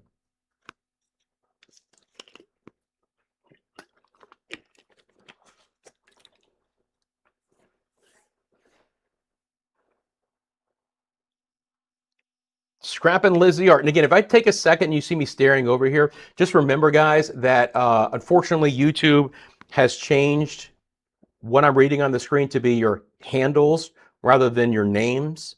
So some of them are crazy. I know mine is. So, you know, I'm looking at, where was it here? Scrapping Lizzie Art. And I'm like, all right, can I find the words associated with that? New subscriber here in Spring Hill. Should I get my umbrella handy? Well, great question. Thank you for being a new subscriber. Appreciate that. Look, again, the western areas are going to be the quietest for today. There is absolutely the opportunity that you could still get hit by a shower or a rumble of thunder. But the farther west that you live, the less likely you are to see showers and storms. It's not a complete guarantee that you're not going to get one, but certainly, as you can see from the radar right now, most of this activity is moving south and east. I'll watch for any more redevelopment north and west of you. That's the activity that would be coming in, but I would say for Spring Hill, less than a 50-50 shot to get additional impactful weather for today. I do want to get you guys the details on this special weather statement. So this is now in effect for Brevard County. It's till 4:15. For storm motion southeast at 15 miles an hour, half-inch sized hail. So again, here's our problem. These storms are getting stronger back into these areas that haven't seen storms the last couple of days, where the atmosphere is still very unstable, despite the fact there's been a little bit of Saharan air sneaking into these areas the last couple of afternoons. Palm Bay, Melbourne, Rockledge, Cocoa, and Cocoa Beach. So we are getting back into coastal areas of Brevard County. Let me give you the information on that. Looks like this. Southern Brevard, Barrier Islands, Northern Brevard, Barrier Islands, mainland South Brevard. Strong thunderstorm will impact southeast Brevard County through 4:15. Doppler radar tracking strong thunderstorms from the Cocoa area 8 miles north and west of Camp Holly Fish Camp, moving southeast at 15. So we are finally getting some forward speed with these storms. Didn't mean to click off of that. Let's keep moving here. So winds of 50 and half-inch size hail. So gusty winds could knock down tree limbs, blow around unsecured objects. Minor hail damage to vegetation is possible. If we can stay at half-inch size, okay, then we're likely to avoid damage to property. We got to probably get to the nickel size, and that's 0.88 inches, or the penny size at the very minimum 0.75, to start to see the potential to cause some shingle damage or damage to your cars. If we can stay at the dime size or less to pea size, we should be okay. But this storm is now a rockin' and rollin' over Brevard County. Let me track this for you guys live here on CFLW. Again, special weather statement storm in Brevard County. Times of arrival based on its location and its forward speed, it looks like this. The air north at 3:37, Merritt Island at 3:43, Pineda and the Pineda Causeway area at 3:51, Cocoa Beach at the same time, our friends in Suntree, 3:51 as well. So again, a lot of the areas 3:51. Palm Shores, 4:04, O'Galley 4:15, same thing for Satellite Beach, Indian Harbor Beach at 4:20, Melbourne at 4:26. There's a lot of communities within this box, and again, I can go area by area. So for Satellite Beach, for instance, if I can get my butt off the screen where you guys can see it, again, I can go to street level. We can look at individual areas, and it will count down to the second exactly when this is expected to arrive. So if you live in Satellite Beach, it's a beautiful area of Brevard County, 4:15 in about 41 minutes, counting down for that special weather statement storm to get to your area. So just because you're not on this map, I got you covered. Meaning if you're not in this box, there are other areas here to watch out for. But Indian Harbor included in that. Does not get down to Indian Atlantic. And again, Melbourne area around 4:25, 4:26. That's going to also include Melbourne Village, West Melbourne, June Park, if it continues to move that way. Now, where the worst weather is right now is north of those spots. Places like Rockledge, Cocoa, hammer time there. Over the 520. Central southern sides of Merritt Island. Here's Vieira North, so places like Fisk Boulevard. Rocky weather there. Up to Sharps, Port St. John. The Indian and Banana Rivers are just absolutely covered up right now. Not a great afternoon to be boating along the coastal waters of Brevard County. I'm going to always look at rotational potential as these storms come offshore. You guys know that the friction difference between land and water can produce some rotation within this. A brief tornado or water spout is not out of the question. You can clearly see the reds and the greens next to each other here in a broad spin coming off of the Cape.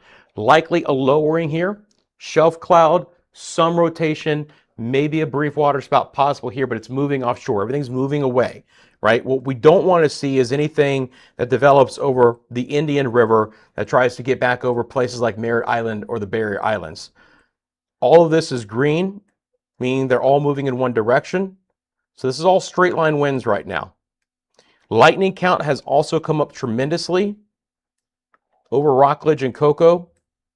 Over 500 lightning strikes in the last 15 minutes. So that's a healthy storm. Crazy Stuff says, in St. Augustine, raining and lightning like crazy with some street flooding. Yeah, anyone who lives in Palm Coast up to St. Augustine, please keep me apprised of your situation. I'm going to bring on my advisory product to see if they've issued a flood advisory up there yet. That was kind of like the next domino that could fall up there is a flood advisory. They haven't yet so far. Not so far, at least. Now, yeah. I might have to check St. John's. Unfortunately, St. John's, the code isn't on my system, but I'll monitor the situation there. But so far, no. Okay.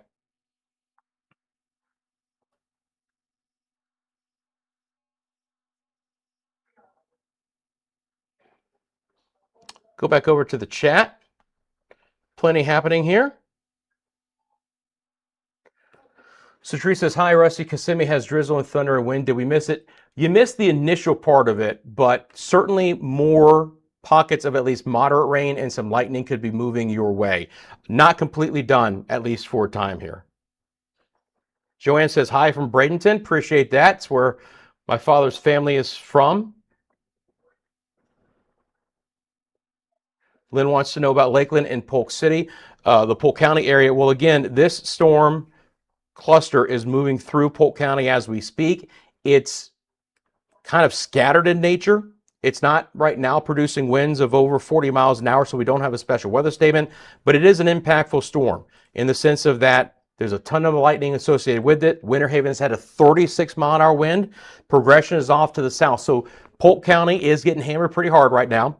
It's an area that you're going to want to be indoors. Let the initial storms pass you by, but still embedded within some of the activity to your north is going to be some lightning. So once again, this is driving folks in a little bit earlier than they want to. I'll monitor the situation in Polk County. This is kind of the secondary area with gustier winds. Bartow's reported a 33-mile-an-hour wind. It's not severe. 33 we can handle. Winter Haven 38 to 40. Look, that could knock down a few tree limbs. Power issues with 40-mile-an-hour winds always come along for the ride, depending on where they're hitting right now. Loose, lightweight, unsecured objects could be tossed around in 40-mile-an-hour winds. But right now, nothing is crazy organized in a severe fashion. But this line is stronger, no doubt, from Polk County into Osceola County, and then strongest through the northern sides of Brevard County. But clearly, this is beginning to amp up a bit here over the last half hour or so.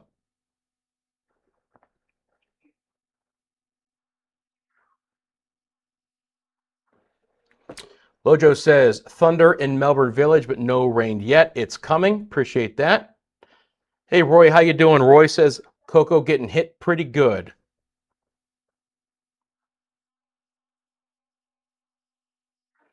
Cheryl has background rumbling of thunder or light rain at the moment. Yeah, I'll look at that bezel in a second, Chris. Thanks for letting me know.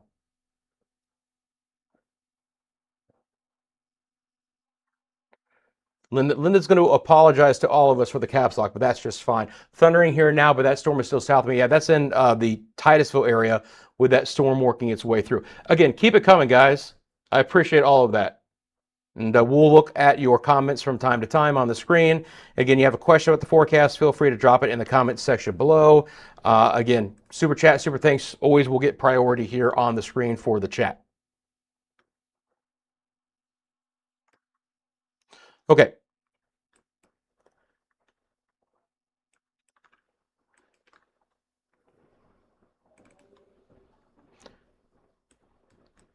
So this severe potential. So what you're looking at this product now is Storm Prediction Center issues the risk for severe storms, which is that marginal risk that we've already talked about several times so far today. But they will also issue something they call mesoscale discussions. That's more localized discussions on the weather that is evolving. So they put out their outlooks and they can adjust them. But then you also have what is these mesoscale discussions and the opportunity for additional severe storms. So let me, I'm not sure, I might be able to bring this up on the screen. Might be able to, might not be, as far as the actual discussion itself. Anyway, the bottom line is there's a severe potential here. Probably the easiest thing for me to do is just look on the SPC website and pass it along to you guys. As you guys know, there's a lot of information I can bring on your screen. And there might even be a way to bring on that mesoscale discussion. But I'm going to take a look at it real fast. I can tell you this, a severe thunderstorm watch is unlikely. So they're talking about 60-mile-an-hour winds and maybe some 1 1/4 inch size hail. Some risk for isolated damaging wind gusts spreading southward through central Florida. Conditional risk for isolated damaging winds and large hail extends further to the south. So a lot of meteorological mumbo jumbo associated with all this. Talking about lapse rates being steeper. Remember, I told you guys about the cooler pool of air in the mid levels of the atmosphere. That means that the difference between the temperatures at the low levels of the atmosphere and the mid levels are different. And so as the atmosphere cools, it cools at a higher rate, and that can lead to a lot of thunderstorm activity that have strong updrafts, and the updrafts produce the hail, right? Getting to the freezing level. What I would anticipate out of this is that this line, from what the Storm Prediction Center is talking about, will just continue to get stronger the farther south that it goes. We're all the way down to the Miami area later this evening. These storms could actually get even stronger with stronger winds and larger hail. So this could be the beginning of the evolution of some kind of a squall line that will continue to work its way south and to the east and be pretty prominent as it does so. So if you are viewing us south of this line, could be a rough afternoon to the evening, depending on the exact location of where you live. So we don't expect this activity to fritter away. Remember, these are areas that have not had as much storm activity lately. So back to Brevard County. We continue with a special weather statement for 30 minutes. Now, again, this special weather statement is not very wide, but it's going for another 30 minutes. If I bring on my handy dandy spatial tool here, this puppy is just 18 miles wide, okay? Now, I know there's a southeast movement to this storm at 16, but the problem ends up becoming that these storms are slowing up over these areas. So Brevard County starts to fall into the same situation we talked about in Palm Coast and up in St. Augustine, where some flooding could be developing. And again, some of St. Augustine is very flood prone. And you notice that the special weather statement has worked its way even north of St. Augustine. So we already had some reports there. If I didn't put on the screen, there were some reports of flooding, street flooding in St. Augustine. So fuel the line is moving south as the individual cells are trying to move off to the east, okay? This line is going to continue to track south and east. The weakest part will be to the west. Likely the central and the eastern sides will be the strongest, right? But there will be a further development east. But again, even if this activity is moving east-southeast, it's going to cover a lot of ground before it gets off of the east coast. Basically, these storms have been able to develop all the way west to near I-75. So even an east-southeast fashion is going to swing these storms pretty far south before they move offshore. Again, live lightning count. Always like to check this view. We're back over 1,500 lightning strikes. To be clear, in areas where it doesn't look like it's enormously crazy, just to give you an idea, there's still 23 lightning strikes in this view in the last 15 minutes. We still have to be very cautious of storms north and west of Orlando for some embedded lightning activity. But certainly the biggest game in the town right now in the juice is going to be in our southeast zones to begin with. Raining quite hard over Indian River City, Port St. John, Sharps, a lot of Merritt Island. Over the Cape now, again, that's a squirrely storm with likely some rotation and probably even some small hail off the coastal waters there. But it's offshore and it's moving away. So hopefully boaters were mindful of the weather. And you can clearly see there is still some rotation associated with this. Greens next to reds, but moving offshore. Not a great afternoon for boaters, coastal Brevard County. Hopefully they heeded the weather alerts ahead of this activity and they found safe harbor before the storms moved in. Because look, regardless of that, the lightning count with this activity is quite impressive. So over the beach line, over 520, over Rockledge, right down 95. Not a great drive for 95 in US 1. Wickham, Fisk Road, Pineda, the Causeway, Sun Tree, getting into O'Galley, getting into Indian Harbor. Again, tracking this. Now you're going to see some of these times will have already passed through. That's fine. So you know you're getting impacted right now in Merritt Island and Vieira. Pineda in a couple of minutes. It's coming your way. Cocoa, a couple of minutes. It's coming your way. Here comes in Palm Shores. Here comes in O'Galley at 4:15. Satellite Beach now at 4:15. Indian Harbor Beach 4:20. Melbourne Inn at 4:26. Just tracking right down the coast with those times of arrival for you. All right, guys, let's get the hearts out in chat. For Zarek, will Palm Coast get rain for the rest of the night? Thank you for your $2 super chat. Let's get the hearts out in chat. I'm happy to answer that question again. Thank you so much for that. Just want to make sure I'm not missing anyone else too. All right, so to answer your question about that, likely for Palm Coast, this is the last heftiest rain. I can't sit here and be quite honestly in telling you that I'm 100% confident that you're fully done. But given you're that far north and east, that any of this activity that's developing here should try and make a run down towards the coast, and that a lot of this activity is well south of you. The atmosphere is more stable now in your area.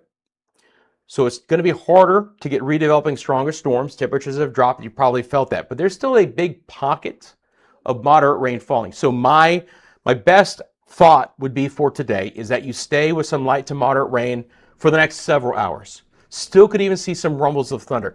But appreciable rain to cause additional flood threats in places like Palm Coast, unlikely the remainder of the afternoon hours. Appreciate your super chat. Appreciate the question. Let me get this off the screen. There we go. Okay.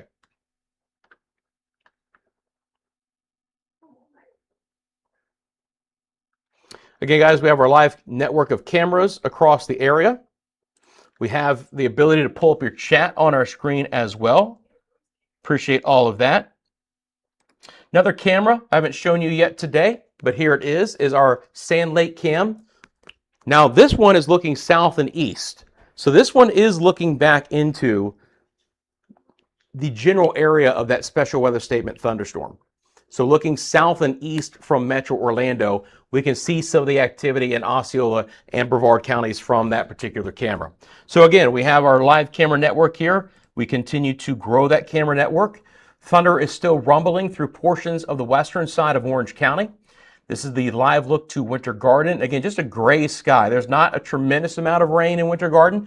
There's not a tremendous amount of lightning right now, but it's not completely clear. It's going to be very hard to give the all clear for a time for most of our areas. So if you do have outdoor activities still planned or want to get back outside, please be very cautious. Again, the best way to keep yourself safe is don't go back outside until 30 minutes past the last time you heard some thunder.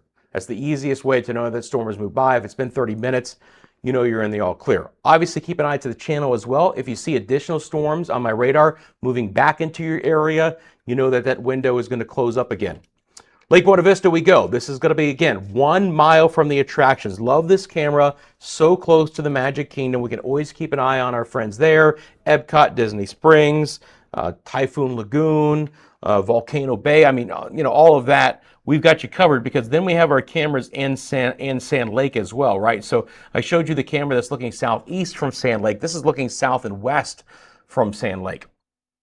And you can see, again, just an overcast sky there. Same situation through a lot of southwest sides of the Metro Orlando area, where it's light to moderate rain, but a few rumbles of thunder still with us at this point in time. Fairly gray sky over Conway, but certainly an improved weather there. A little bit of a breeze, but nothing too significant. Again, you're not going to see much of a difference from our Metro Orlando cameras at this point, as these storms, for the most part, the most intense, have come through. But again, we'll continue to monitor these for you. And we continue to add on to our camera network. So if you're interested in being a part of that, let me know. Richard says he's braving the weather in Melbourne. Well, Godspeed, my friend. Granny C in the house saying it's getting dark in Melbourne now. You're welcome for the, the estimated times of arrival. Okay, so here's our first, not our first, but one of the things that we'll be monitoring is the problems that are coming along with some of these storms in Brevard County. So this is going to be from A-Town Hoops, saying power out Merritt Island near Veterans Park. Appreciate the information. That's exactly what I want to hear from you guys. If there has been some impactful weather in your area, let us know in the comment section below. Sure, it helps me out, but it helps everyone out who lives in that area or who is interested in the weather in Central Florida, right? Wisdom of the crowd. That's the great part about a YouTube channel like this. It's interaction. It's not like I'm just sitting here talking to a camera. I'm talking to you guys. I've got your chat right here, and in real time, we can figure things out together. So I appreciate that. Again, 40+ mile-an-hour winds associated with this, going to knock down some tree limbs, could take down some power as well. It is a potential problem through some of Brevard County, and basically along this entire line, these winds could sharpen up a bit and produce enough to knock down some tree limbs, maybe tag out some power to go along for the ride. They're not 50, 60 mile-an-hour winds yet, but they're getting close. The special weather statement here is for 50 mile-an-hour winds. So that means if you live in these areas in this polygon here in Brevard County, you could see winds of up to, and maybe even over for a gust, 50 miles an hour. Merritt Island has just reported a 38 mile-an-hour wind. That's a gust. Now, the other great thing, if you will, about Brevard County, because of all of the space travel that's going along there with the Kennedy Space Center and the Space Force Station, there are a ton of automated reporting centers here that we can tap into and monitor, right? If you guys also don't know, I have access to buoy data, all right? So if any of the coastal marine observations or offshore buoys show us anything, I can show that. Here's a buoy right here. That's the temperature, 84 degrees. There's another buoy at the Cape at 84, right? So these are what's called marine observation centers or stations. I think that popped on for a second. Might have to zoom in here. So again, 84 degrees there. They had a 26 mile-an-hour wind gust. So I've got temperatures up with those right now, but I can just one quick swipe of my button and it will go over to winds. So it might be interesting to see what our offshore buoy, and if you guys do any fishing, you guys know buoy 41009. Certainly when there's hurricanes out there, we tap into this one fairly often, but it might be interesting to see what kind of wind gets produced if this cell holds right over. But again, just even more information for you guys. And of course, the West Coast, there's plenty of buoys to monitor the situation there as well.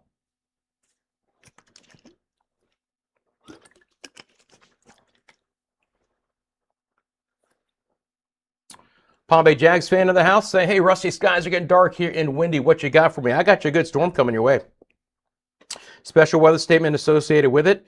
You're going to watch it march in from the north into the west. Again, tracking times of arrival. Right now, that's the northern part of this. I could track this out in just a second, but there are some of the times of arrival to Melbourne at 4:26. Now, you guys are going to make me do some manual tracking. You know how me and this manual tracker feel about each other. Let's get a forward speed here. Southeast at 16. I like it. I was going to say 15. So from this southern activity, which has kind of outdeveloped some of the other stuff. Southeast at 16. Here comes the next group of areas going to be impacted by this storm. So hitting Satellite Beach as we speak. O'Galley right now at 4 o'clock, top of the hour. Indian Harbor Beach, 4:01. Our friends in June Park at 4:11. West Melbourne and the Melbourne areas around 4:13. Indy Atlantic at 4:17. Melbourne Beach at 4:22. Palm Bay for you, Jags fan, 4:27. And our friends in Malabar at 4:36. Again, moving to the southeast at around 16. This is just tracking the storms that have kind of developed ahead of where that main cluster has been. But this is what happens in this scenario. Look, they're not just going to follow this cute little straight line. We're going to continue to get development of storms right along our outflow boundary and our sea breeze interaction. And that's why these storms are likely to stay sharper compared to areas to the north and to the west. We do have another special weather statement that has been issued for the southern sides of Polk County and into the northern sides of, I believe, DeSoto County. So Wakulla area, Fort Meade, Crooked Lake Park, and the Bowling Green areas, quarter-inch size hail and some 60-mile-an-hour winds. Again, look at the intensity here, right? This is the most lightning I've seen out of one spot for one time. Special weather statement. Nearly 900 lightning strikes. Just this view, guys. 900 lightning strikes. I mean, it is coming down with a rowdy storm. Fort Meade, Bowling Green, Wakulla areas. Quick bulletin. It's going to be from Ruskin, Tampa Bay office in Ruskin. Strong thunderstorm impacting Hardy in South Polk County. Sorry, that was Hardy, not DeSoto. Moving east at 25, winds of 50, and pea-sized hail. So there you go. And again, south and east. South and east. Still quieter. Manatee, Sarasota, Hillsboro. Bad, Polk, Osceola, Brevard. Storms still kind of redeveloping northern sides of Brevard County. A tremendous amount of overcast skies and light rain for the rest of the Metro Orlando area.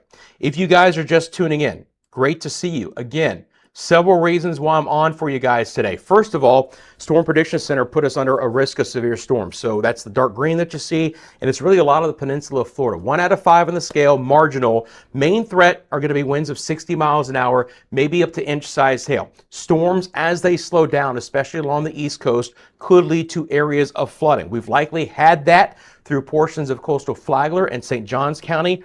Earlier today, if you're tuning in early, we had some flood advisories in Marion County. There is an excessive rainfall risk for today. Again, mainly, kind of from the Gainesville area, 75, then tracking south and east over the I-4 corridor and into I-95 territory from Jacksonville all the way back down towards the Indian River County area here. It's, again, the lowest risk being the light green, the marginal risk, but it shows you that areas of the East Coast are likely to see some potential flooding as the storm movement slows up a bit there with the East Coast sea breeze pin. So we have the severe thunderstorm risk. We have the flood risk for today as well. We have a couple of severe thunderstorm watches, not in effect for our area, but areas to the north and to the west. So a pocket of even greater instability there. No watches for us. Let's see here. I wanted to show you guys. Again, the Storm Prediction Center also issues what they call mesoscale discussions. Those are more localized discussions of the weather. And they discuss the fact that as the storms that are in our central areas right now continue to work off to the south, they're likely to only get stronger. So this line of storms is likely to get stronger as it moves south throughout the rest of the afternoon and the evening hours, potentially producing more widespread 60+ mile-an-hour winds and maybe some 1 1/4 inch sized hail. So greater than quarter sized hail, maybe golf ball sized hail potentially out of these storms the farther south that we go. That's destructive hail.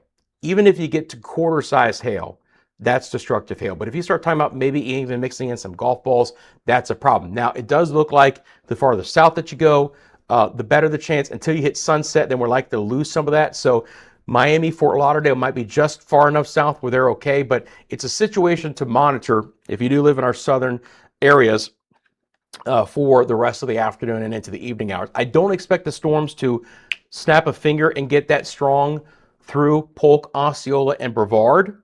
So we're not talking about likely getting to inch plus size hail here. In widespread 60-mile-an-hour winds, that's likely to develop a little bit farther south of that area.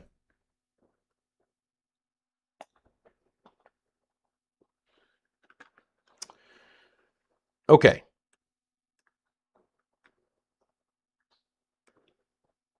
Yes, local storm. There's something else in this grand scheme that I wanted to show you guys. So local storm reports, we can always go and verify what we've seen. Palm Coast, the 41-mile-an-hour wind, and there's the quarter-inch size hail. That by quarter-inch, I mean literally quarter-inch or pea size. So reported pea size hail along Bunker View Drive from the Flagler County Emergency Management. So there you go. So flooding, strong winds, some hail with that storm that sat over Palm Coast. I told you guys there is a plethora of automated reporting stations here in Brevard County, especially around the Cape. So there's a ton of information. So there's a 44 from Tower 110 of the Space Force. We've got another one, Tower 403, had a 49.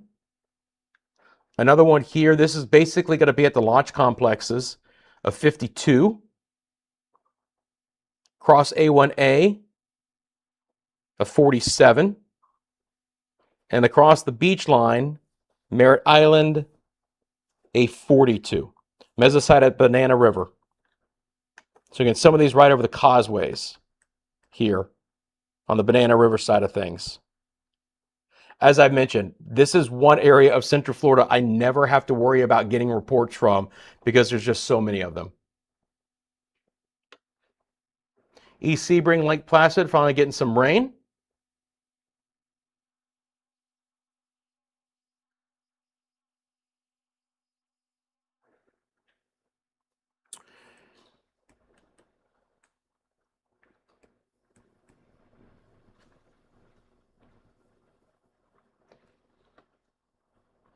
I mean, Fort Myers is going to be in the way. There's no doubt about it. It's going to take some time.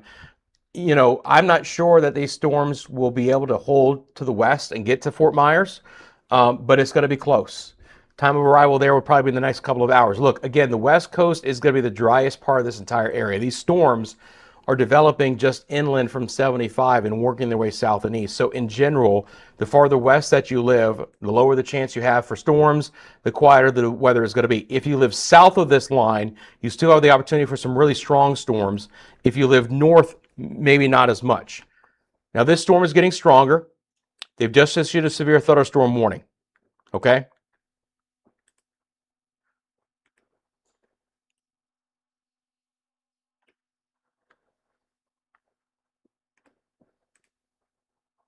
So now we have a severe thunderstorm warning. And it's going to be for Brevard County.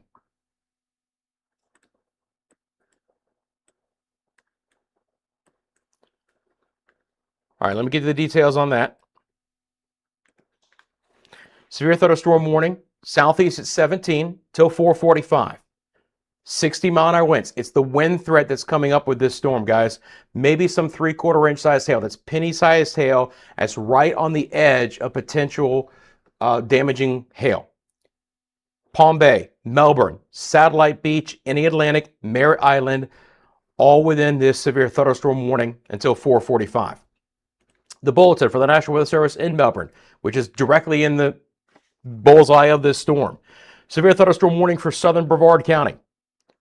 Severe thunderstorm located over Melbourne, moving southeast at 15. Expect damage to roofs, siding, and trees. The areas that I just mentioned for you right now. Frequent cloud ground lightning. Excuse me. Frequent clouded ground lightning also occurring with the storm. Move indoors immediately. And again, remember, we can have lightning strikes up to 10 miles from the parent thunderstorm. So we have this special weather statement. We have the severe thunderstorm warning. They're on top of each other. I'm just going to remove the special weather statement. It's a smaller area, for this severe thunderstorm warning, but it still includes places like Palm Shores, Satellite Beach, Indian Harbor Beach, O'Galley, Melbourne, June Park, and Palm Bay. You guys are all under this severe thunderstorm warning. Now again, the radar is located right here. So you have that, what we call cone of silence near the actual radar site. That's why there's a void in this. I'm going to switch over to the Tampa radar to track this storm. Be a little bit easier, a little bit better. So give me just 1 second to do that. If you guys live in Brevard County, please let us know what you're seeing. If you're being impacted by that storm, we already had one report of the power being out. If there's anything additional that you guys are experiencing, let us know.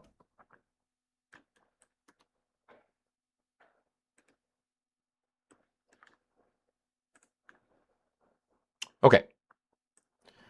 And you'll see what I'm talking about here. We're just able to fill in this gap more. It's always tricky when the storm's over Melbourne because that radar site is right there. So my system is also picking up the possibility of some hail. And that's included within this severe thunderstorm warning. So potentially some hail right now, right over 95, just west of Palm Bay, west of Malabar, in and along and just south of West Melbourne. Another pocket of hail potentially right over the Palm Shores area, Pineda Causeway, near the Space Force Center there. Satellite Beach towards A1A. So over Pineda, southern tip of Merritt Island, near the Space Force Station, Satellite Beach, Indian Harbor. Keep an eye out on the winds here. It's going to be a little bit trickier. If I really thought that there was some rotation with this storm, we go back over to the Melbourne radar, because this is just shooting very high in the atmosphere right now. I don't see too much here. Now look, I want to be clear about one thing. If you live in this area in Brevard County, SLCs are going to be abundant. Scary looking clouds, lower base, dark base, shove clouds, looking like a space, looking like a UFO, like a saucer coming through, right? That's what's going to be pulling offshore. There's likely to be some broader rotation within that. But you guys know, if you live along the coast and you see these storms coming, that UFO looking cloud that can come along with that. You get the gust front, then you get the heavy rain and the lightning coming in behind that. And again, some of this could be producing winds in excess of 60 miles an hour. I'm going to bring back on the buoy data as well. I'm going to keep this on. So again, a lot of reporting stations here. 32 from the Space Force.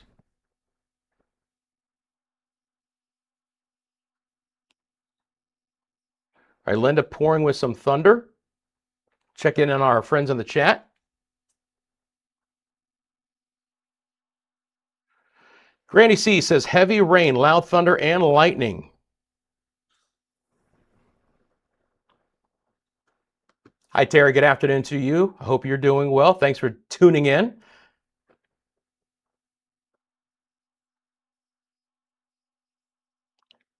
Jared checking back in with 1.25 inches of rain.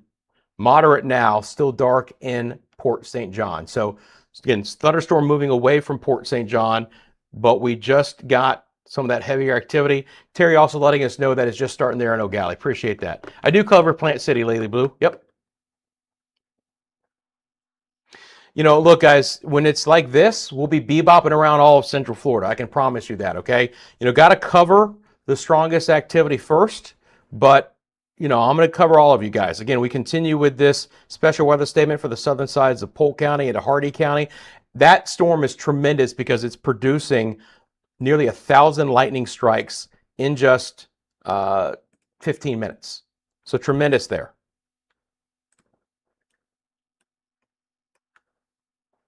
Plant City is just fine outside a little bit of light rain. In between our severe thunderstorm warning in our special weather statement, we have numerous storms over portions of Osceola County.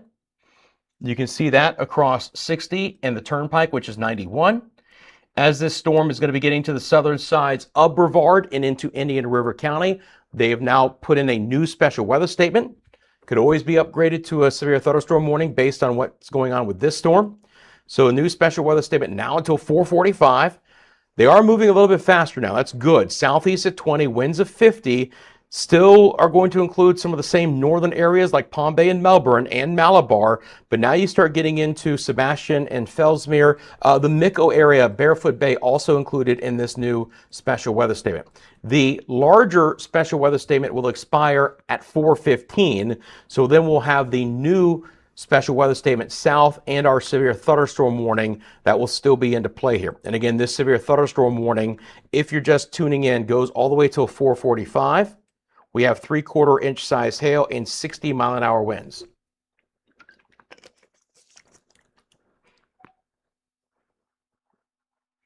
Palm Bay Jags fan checking in saying, okay, Rusty, Mother Nature now letting loose, pouring rain, thunder, and lightning.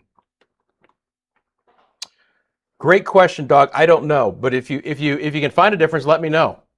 But they do look like what we would say is a typical UFO or saucer looking to them. They're, especially when they've got that much kind of power to them. Hey, Saltwater Sandy, same here in O'Galley. Been pouring in O'Galley for a good 30 minutes. As these storms slow up a bit, we could still see some ponding on the roadways and some localized flooding. Obviously, 95 is going to be busy this time of the day. A lot of the causeways are too. Folks in and out of the beautiful Brevard County Barrier Islands and Mare Islands. So just got to slow it down here in general. But again, tracking a severe thunderstorm right now for Brevard County until 4:45.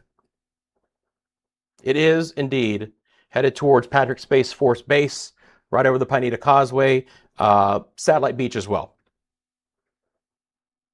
Hey, Like Minds, good to see you from Miko. Let me know how it's going there as well.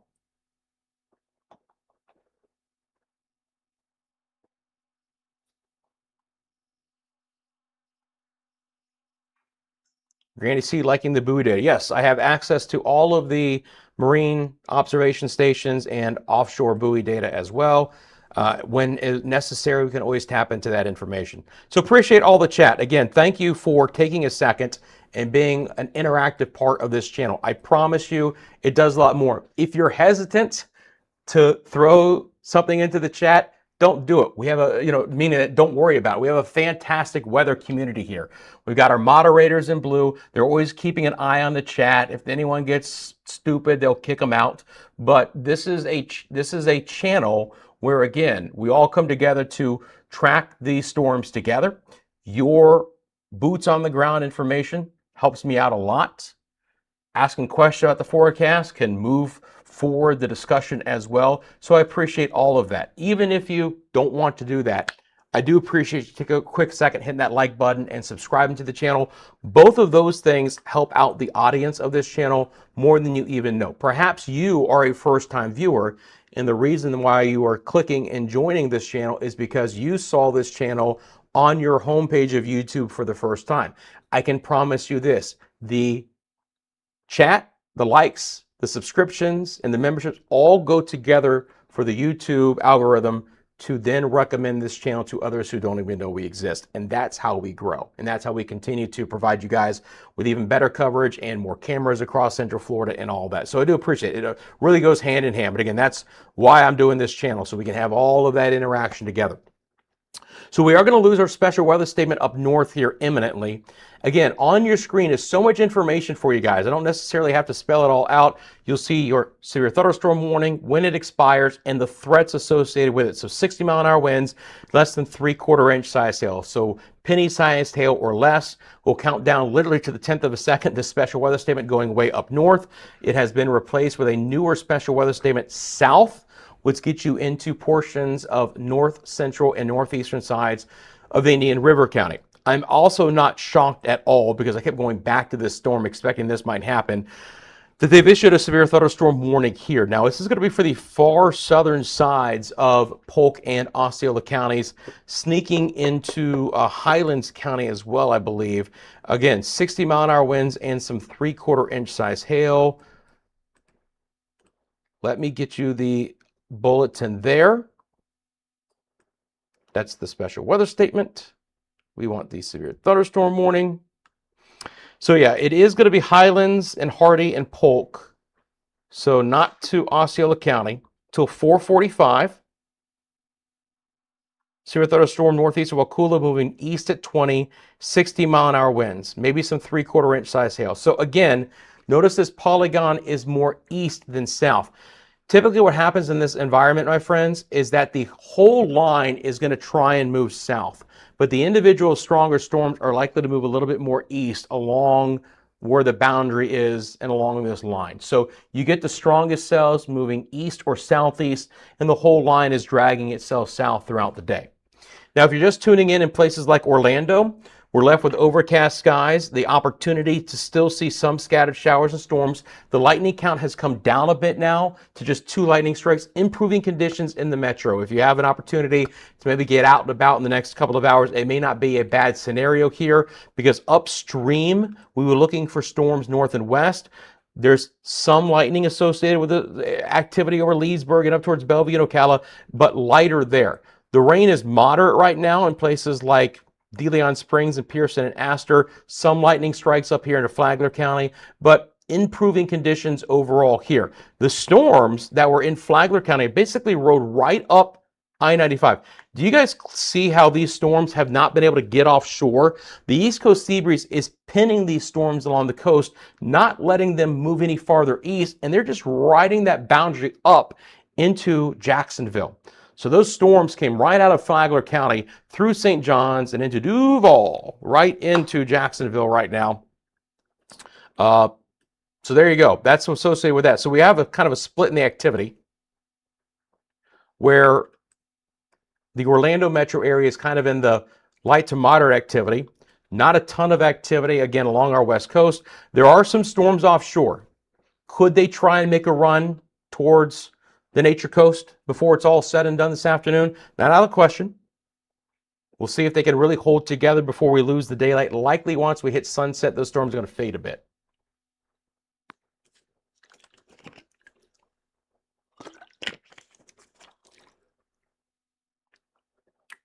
So I appreciate this, and this is what I'm hoping for. It says, first of all, I thank you for that. Rusty is the man. Spotted this channel a couple of weeks ago, so it's getting pushed. I appreciate that. Yeah.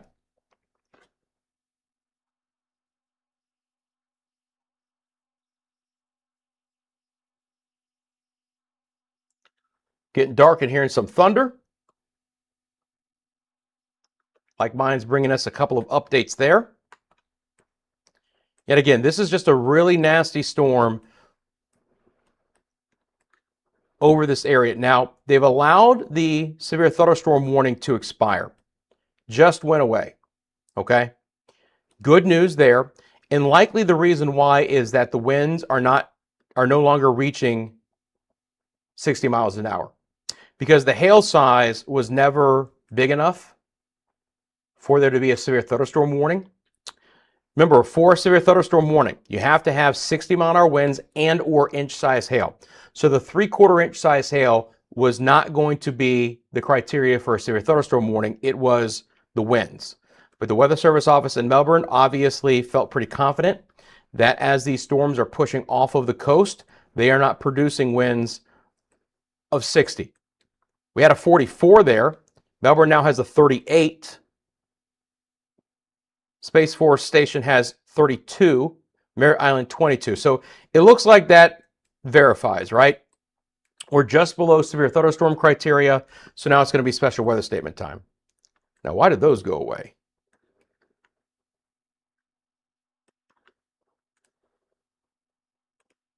Because I took them off the screen. Okay. Let me just double check and make sure. All right.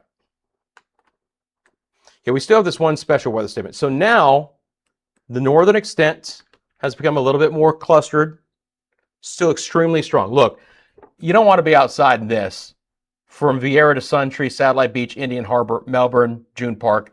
Let it roll by. Most intense part right now is going to be Melbourne Beach, Palm Bay, June Park, Malabar, South. Lightning count, 15-minute time frame, 315 lightning strikes. Grant Valkyria, you are next. Miko, Barefoot Bay, you are next. Let's track. Let's do a track here. Now, I'm not going to track this. All right, stop. Stop. I'm not going to track this from where the rain is going to start. I'm going to track this from the most intense part of this. I hate this thing sometimes. Technology. It's because I'm trying to drag my... It's my fault, but I still hate the technology. I'm just going to draw this from the worst weather right now at about 16 miles an hour, which is what it was. So I want to be clear about this. If you live in these areas, you're going to get rain and storms before this time of arrival. This is when the worst weather is coming, okay? So Malabar 427, Grant Valkyria 440, Miko 502, Roseland at 512, all right? Again, special weather statement storm with winds up to 50 miles an hour, a tremendous amount of lightning. When thunder roars, you head indoors. Turn around, don't drown. I'll say it all the time. That's the bottom line. Again, you're looking at our live camera network here at CFLW, continuing to monitor storms across our area. But this is a nasty one in southern Brevard County. So if you haven't needed to so far to get inside, let this storm roll across your area. There is at least some forward speed with this right now at around 15 to maybe even 20 miles an hour. But it is going to be moving into portions of Indian River County, and they will just continue to fire up special marine warnings as well. Remember, for special marine warnings, they will always issue those well ahead of time. They are always going to take the safety of boaters as paramount, right? Even if that storm never hits a special marine warning area, I promise you they're fine with that because they need to give boaters enough heads up to get back into safe harbor before this storm arrives. So the special marine warning goes all the way to Port St. Lucie, and there's not a thunderstorm nearby at all. But if you're boating in Fort Pierce, Port St. Lucie waters, now is the time to get back in before this rolls over you because, again, once it hits you, you got nowhere to go. So you always have to play it safe. Again, this is a nasty storm well down here. Likely to be some hail of 3/4 inch size, verifying on my radar. And if you live south of this area, these storms continue to move off. As the storms moved through Metro Orlando, they produced winds of over 40 miles an hour.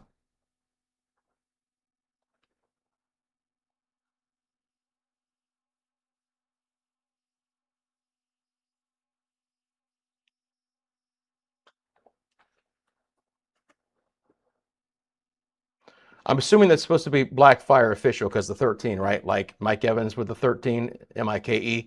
So Black Fire Official says, hello from Orlando. New subscriber here was looking for something that was closer to home for live, accurate weather. Well, my friend, you have found the channel. Thank you so much for tuning in and finding us. And again, hitting that subscribe button. Remember, this is a live only channel. You're not going to get forecast videos from me, okay? You can get that anywhere. Who cares? But when there is ongoing impactful weather in Central Florida, I'll be uncovering that for you. That could be our storms here during the wet season, our sea breeze storms. That could be tropical storms and hurricanes. If you guys have been friends of the channel for a little while, you know that when we had the freezes earlier this year, I came on for a couple of evenings in a row and we talked about just how cold it was going to get. Impactful weather in a variety of ways. So appreciate you tuning in. Thanks for finding the channel. And again, thanks for supporting us by just hitting that like button and subscribing as well. By the way, so many of you, because I can look at the statistics of the channel, I'm actually surprised. So many of you watch on your TVs. If you have been watching the channel for a while, we are 4K. I'm not sure this face is ready for 4K, but we are 4K. So we revamped the channel a few months ago, and so we are broadcasting in 4K. So whatever resolution you guys have, we can support that on the channel as well.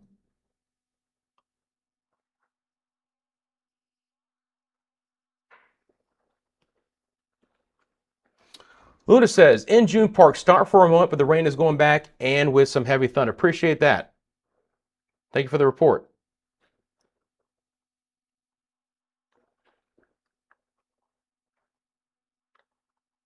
What feature are you talking about? Ain't what you think. That feature is slick as snot. I'm curious. Just let me know exactly what it is. Sometimes I'll catch your guys' chat midstream. Got it. I was born on Friday, October 30th. Musician, professional. Oh, excellent. Well, welcome. Very cool. Love to see all kinds of people in the chat. It's a really cool thing. Oops, I didn't mean to do that. All right, give me 1 second here, guys. There we go. All right, so let's get back into the storms. The next thing I want to talk about here, because the storms in Brevard County are still producing a tremendous amount of rain, is to look at where we have the opportunity for the heaviest rainfall here. So I'm going to bring on the product which shows us the precip rates. Again, we got to look for blacks and blues here, right? Anywhere there's blacks and blues, that's rainfall rates of 3 to 4 inches per hour. Big problem as far as the potential for some flooding here. Now, there's a little bit of forward speed with these storms, but on the leading edge of this special weather statement in portions of Brevard County, now you do have 3 and 4 inch rainfall. Woo! You got 5+ here. The top of the color chart is the black, so black is 4 or higher, but it can be 5 and 6, and so that's what you're getting right now. Grant Valcaria, Malabar is over 4. Other pockets here west of I-95, that's 4. Let's check out our friends on the coast there. So across portions of the Indian River, 3.5 intercoastal areas towards Melbourne Beach, 2.5 inch per hour rainfall rates there. Water-loaded atmosphere.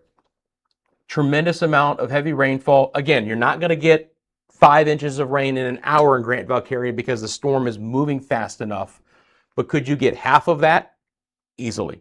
So 2 to 3 inches of rain in a couple of spots, not out of the question here. Same situation with our severe thunderstorm warning. You've got tremendous pockets of extremely heavy rainfall here. So much black and blue.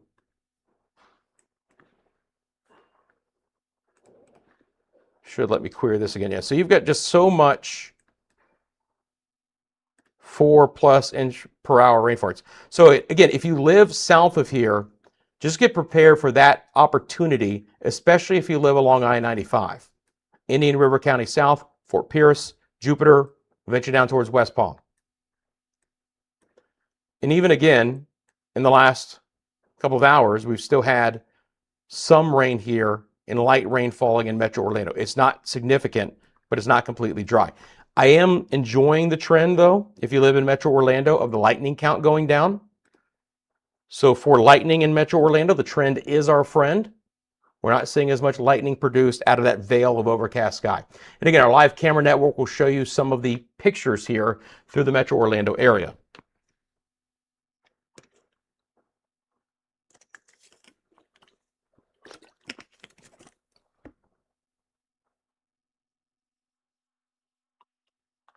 Can appreciate our moderators in the chat. Tony in Florida, are they headed towards Pasco Pinellas? No, generally not today, unfortunately. So if you're looking for more rain here, you're likely not to get much.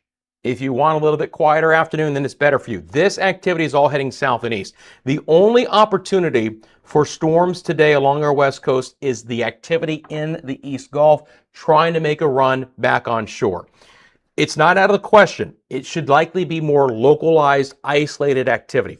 Most of that is too far north and west to make a run towards the Nature Coast or even areas south, Pinellas and Hillsborough counties along the coast to really cause more and widespread storms here. But as an indication, to give you an idea, there is one storm just off of Crystal River and Homosassa. And by just off, we can always take a look at how far that really is.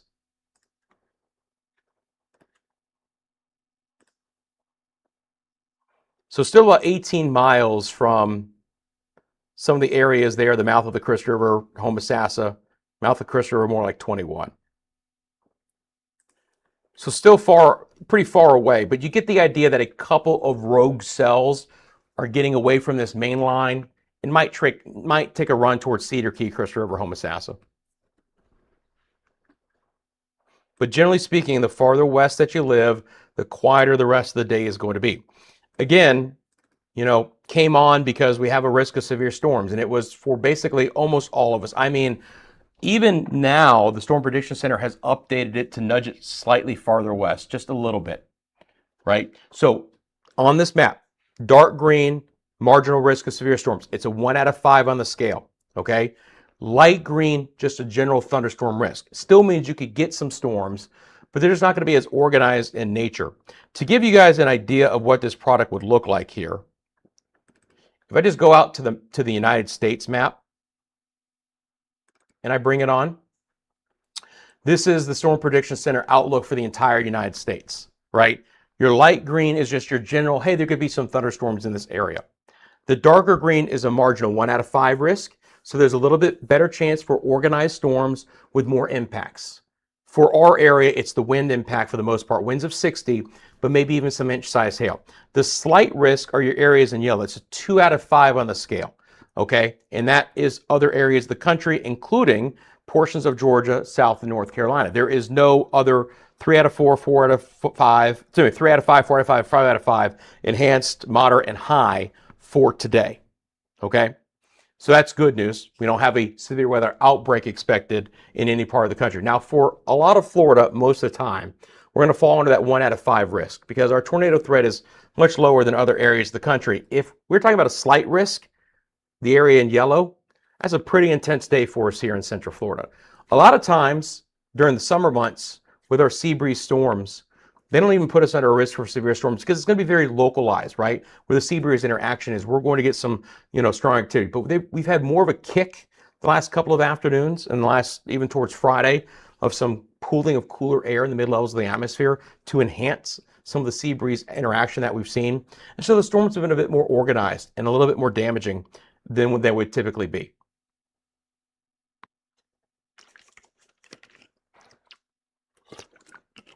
Is Coco going to get any more storms? You're likely to not get the intensity that you just had came through, but you could absolutely still see some light to moderate rain persisting for the next several hours. There's going to be this veil of overcast that you're seeing from our live camera sticking around most of Central Florida for the next several hours. It's going to be very slow to break apart before we're completely said and done. But as far as storms, likely not. So let's continue to follow our special weather statement. Out of the Melbourne area, Palm Bay, Grant, Valkyria, Mico, into Indian River County, Sebastian and Fellsmere area, southeast at 22. So even more forward speed now. Still getting hammered in Palm Bay, Malabar as well. Heavy rain, maybe even some smaller hail right over Grant, Valkyria. 260 lightning strikes in the last 15 minutes. If you live in this area, along and east of 95 towards US 1. Opportunity for some pea-sized hail here. Again, wind gusts, last report, 30 at the National Weather Service office in Melbourne. At the Space Force Station, 37 mile an hour wind there. Not severe, but strong.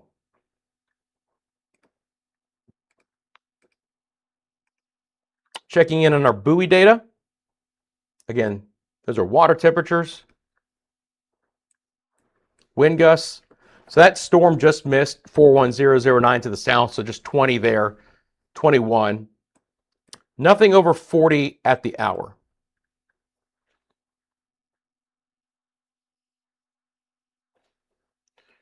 Rainstorm Hunter 71, more thunder again here, exit 208-ish on 95. Appreciate the report. Thank you very much.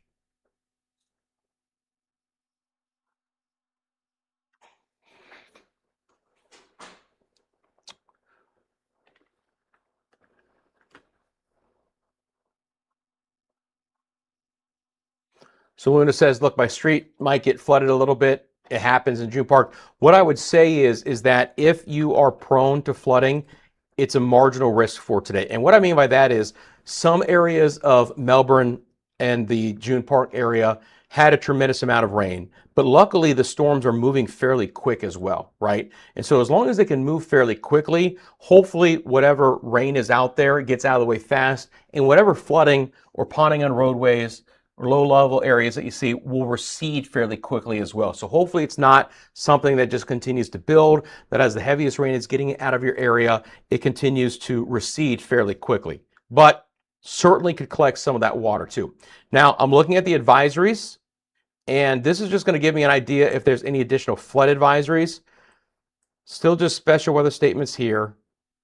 Still a heat advisory north, and these are going to be issued with thunderstorm warnings. So this product will just let me keep an eye on flood advisories.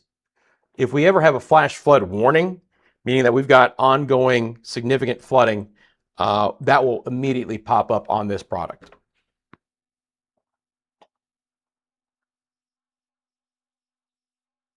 Just heard big thunder in Spring Hill.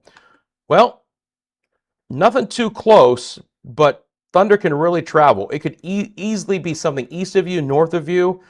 I mean, maybe this coastal stuff. I mean, these are gnarly looking cells, but they're still out there a ways. But certainly the clap of thunder can be felt long and wide.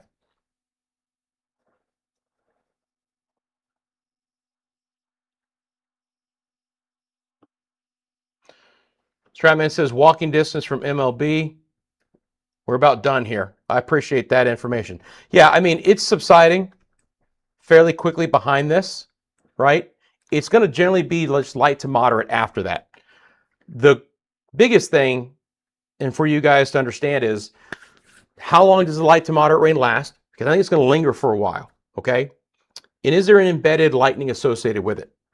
Because even in Metro Orlando, as quiet as it's been, just as an example, that's a brand new lightning strike just in the last 15 minutes over the beach line in 417. Those who live in Metro Orlando under this veil of overcast and light rain, even just some drizzle, might think it's completely safe to be outside. Not necessarily. Remember, again, it's your responsibility. You guys choose when you think it's safe to get back out. A great rule of thumb is always 30 minutes from the last noise of thunder. That kind of time, that buffer, generally allows these storms to clear your area. The caveat to that is underneath this veil of overcast, as long as it's sitting over your head, you can't rule out an additional lightning strike popping back up. But obviously the number comes way down after the initial push.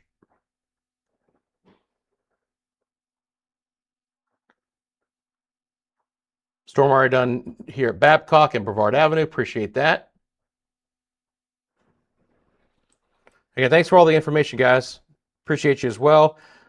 New special weather statement all the way down towards Okeechobee. So it gives you an idea of that activity.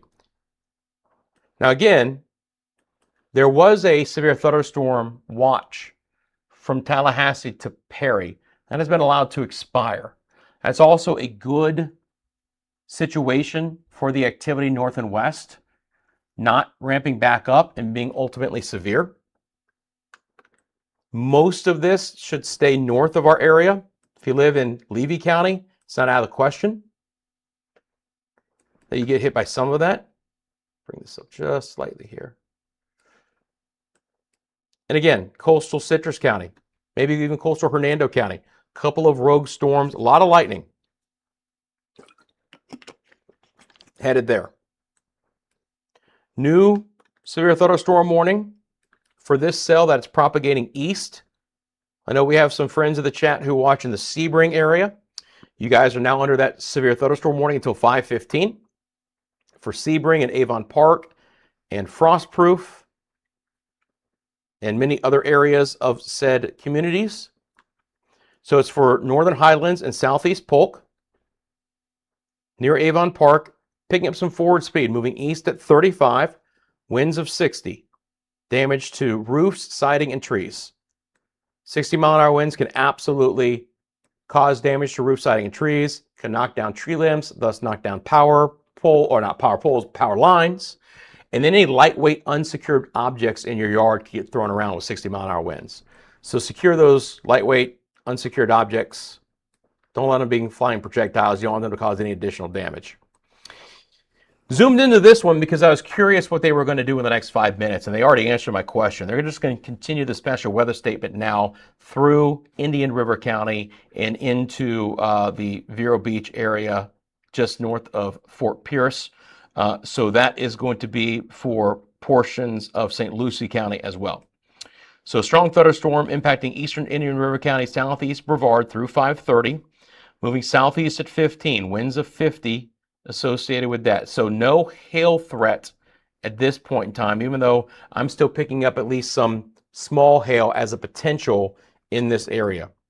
So Malabar, Grant, Valcaria, Mico, right along US 1, maybe some small pea hail, but regardless, it's a strong storm that, again, it's not able to, for the most part, get offshore. The East Coast sea breeze has pinned these storms along the coast.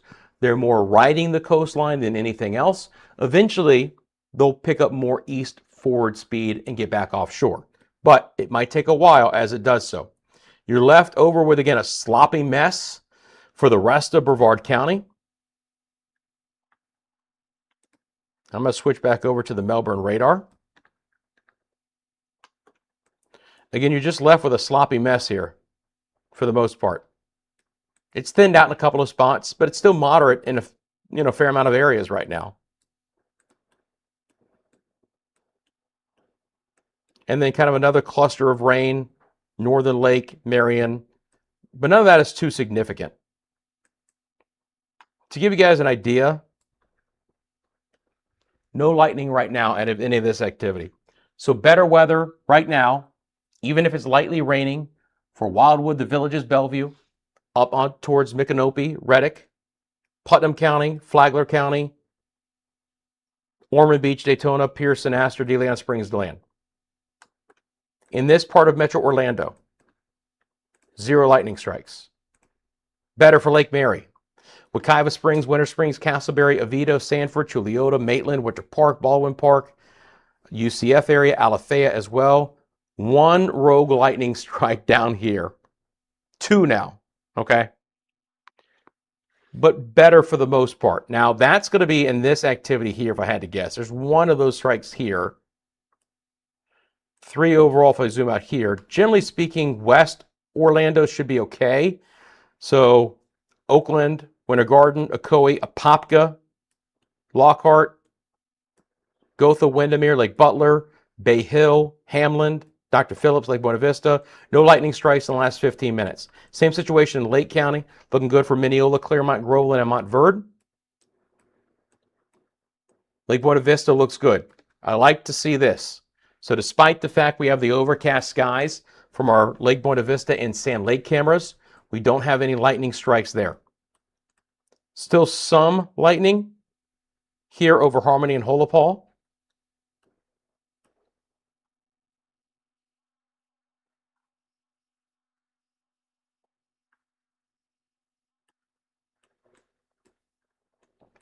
Yeah, Sebastian's getting it.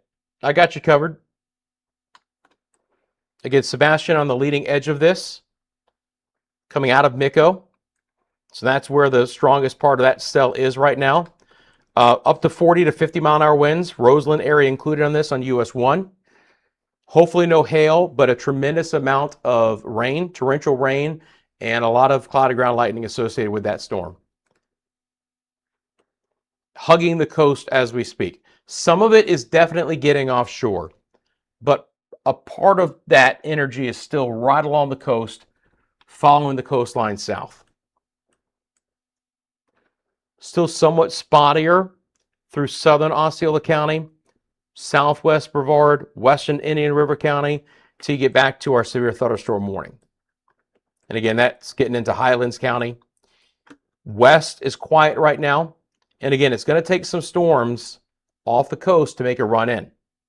Now, based on this trend, I very much think that for the short term, as these storms push to the south, we're going to be quieter, okay? This line is likely to be the one that is still going to be the most prominent through the rest of the afternoon and early evening hours. That being said, I'm going to just continue to monitor for you guys, regardless of whether I'm on or not. If anything tries to get a little bit squirrely back into Central Florida and areas north, it's 4:45. Skies are relatively overcast. The atmosphere has been what we call raked, meaning that storms have already come through. Temperatures have cooled down tremendously, so there's just not as much juice in the atmosphere as well. We'd have to get a little bit of sunshine to return, and likely that if you had to say, what's my thought on that? We're likely to not see an additional round of strong to severe storms re-enter Central Florida. So for that aspect for late Sunday afternoon and evening, it's more about just getting the lightning out of the area if you want to be outdoors. If you need to run some errands, things are improving through most of our area. things are certainly improving through Orlando and areas to the north. Things are already improving in northern Brevard County too. But southern Brevard County, we continue with this special weather statement as this storm gets over places like Mico, Sebastian, Grant Buck area.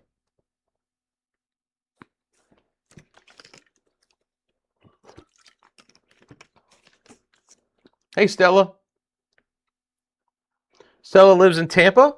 We appreciate our friends tuning in from Tampa. Stella, I'm from Crystal River. I'm from the West Coast. The vast majority of my family lives in the Tampa area as well. So visit Tampa all the time. Very familiar with the West Coast areas as well. Born and raised in Central Florida. So I appreciate you tuning in from Tampa, and I hope you're doing great today.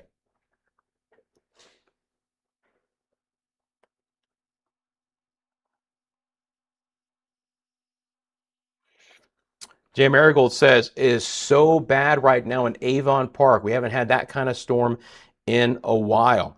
It's a nasty one over the Avon Park area. Yes, Sebring, Avon Park are the most stout storms at this point in time. That's the severe thunderstorm warning.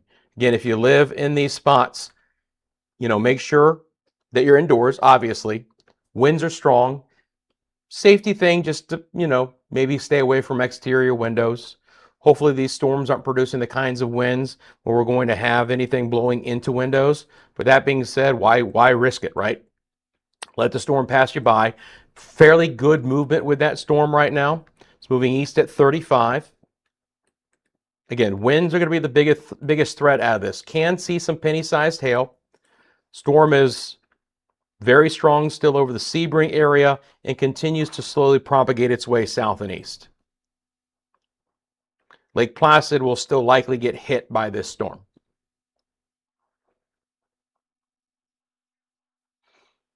Hey, Packy, how you doing? Well, I appreciate you saying that. Tuning in from Fort Lauderdale because why not?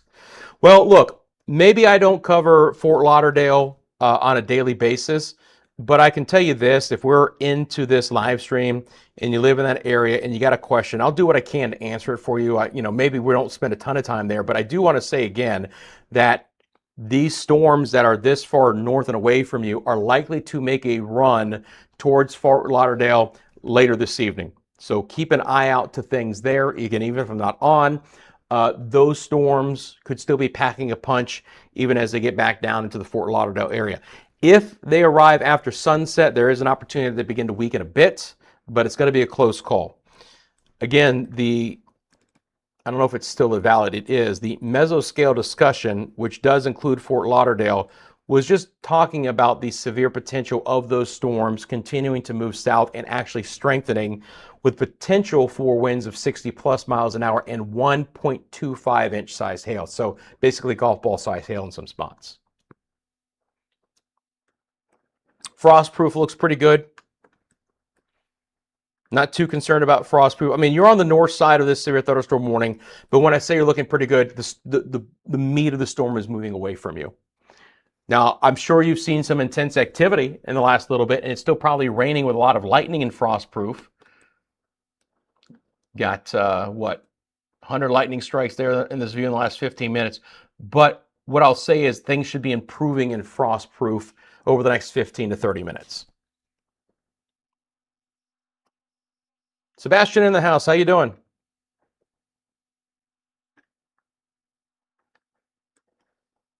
Hey, again, guys, if you're still tuned in, you're getting anything out of this, you want to support the channel in a very easy way, just hit that like button for me, subscribe. Folks who don't even know we exist will then see the channel, because I promise you, YouTube says, okay, if the people who are watching this channel in this live stream think enough about it to interact with the channel by liking, by subscribing, by commenting, they're probably getting something out of it. So we are going to then suggest this channel on other people's homepages who don't even know we exist. And maybe that's how you have found us in the last couple of days. And I appreciate that as well. So they've just decided to fill in the area in between the existing severe thunderstorm warning and the special weather statement with another special weather statement for winds of 50 and some quarter-inch size hail. So it gives you an idea that these storms will continue to evolve, move to the south, and likely stay somewhat organized, enough so to continue to produce either special weather statements or severe thunderstorm warnings. Notice that the activity is moving farther inland, right? Moving away from the west coast. Earlier this afternoon when I came on, we had some storms in East Hillsborough and East Manatee County. Now those storms have basically been diving due east. A little bit of south movement, but due east. So we're really starting about interior, deep interior Florida to the east coast for your best chance for some of the worst activity the rest of the day. Things should be quieter along the west coast, Port Charlotte, down towards Fort Myers and Naples as well. Yep, I think what they did with that polygon, saying a very specific polygon, is they just filled in the gap. Let's go back to our camera network real quick. No tornadoes. Has not been a threat for tornadoes today. Now, come on now. I didn't hit that button. I was putting on some chapstick for a reason. That's why I went full screen. No one wants to see me putting on chapstick. Live look outside of Winter Garden for you right now. You see that camera still showing you the overcast skies. Things are certainly a little bit quieter here. Not downtown, but southern sides of Metro Orlando looking south and west. That's Sand Lake for you right now. This is what we're calling our Epic Cam, if you will. And the reason why we're calling it the Epic Cam is that this overlooks the new Epic Universe, the new Universal theme park. And we can see the fireworks from this camera. If there were storms in the area at this time and the fireworks were going on, we would see them. But again, very dark and overcast, despite the fact that there's not a lot of rain in the area as we speak. Swing on over to Conway for you. Again, just kind of gray out there. If you look in the foreground of this camera, you will see drips of rain. It's a very common scenario in Metro Orlando right now. We're just left with this overcast, the overshooting tops of those storms, producing the stratiform, high-level overcast, and just enough lift to produce a little bit of sprinkle activity. It's not impactful, but if you're looking for a quick clearing today, it's not in the cards for you.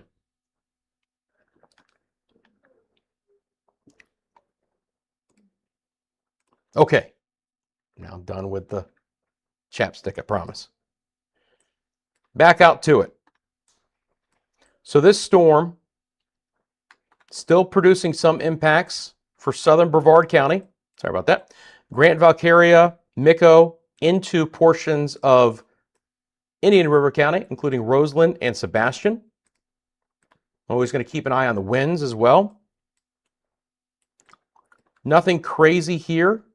No reports of any strong winds yet. Well, Sebastian's 37. I mean, that's right in line. Special weather statement takes you up to 50. So if you live in the Sebastian area, solid storm, over 100 lightning strikes there, headed towards Indian River Shores and Vero Beach. If we're lucky, we're going to try and nudge the heaviest part of that cell just offshore. Okay? But again, additional storms are off towards your west, and they're filling in the gap. The gap's filling in.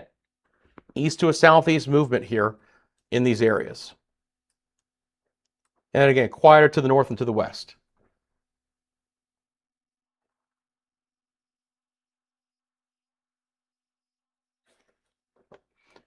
Stella just subscribed. Excellent. Thank you very much.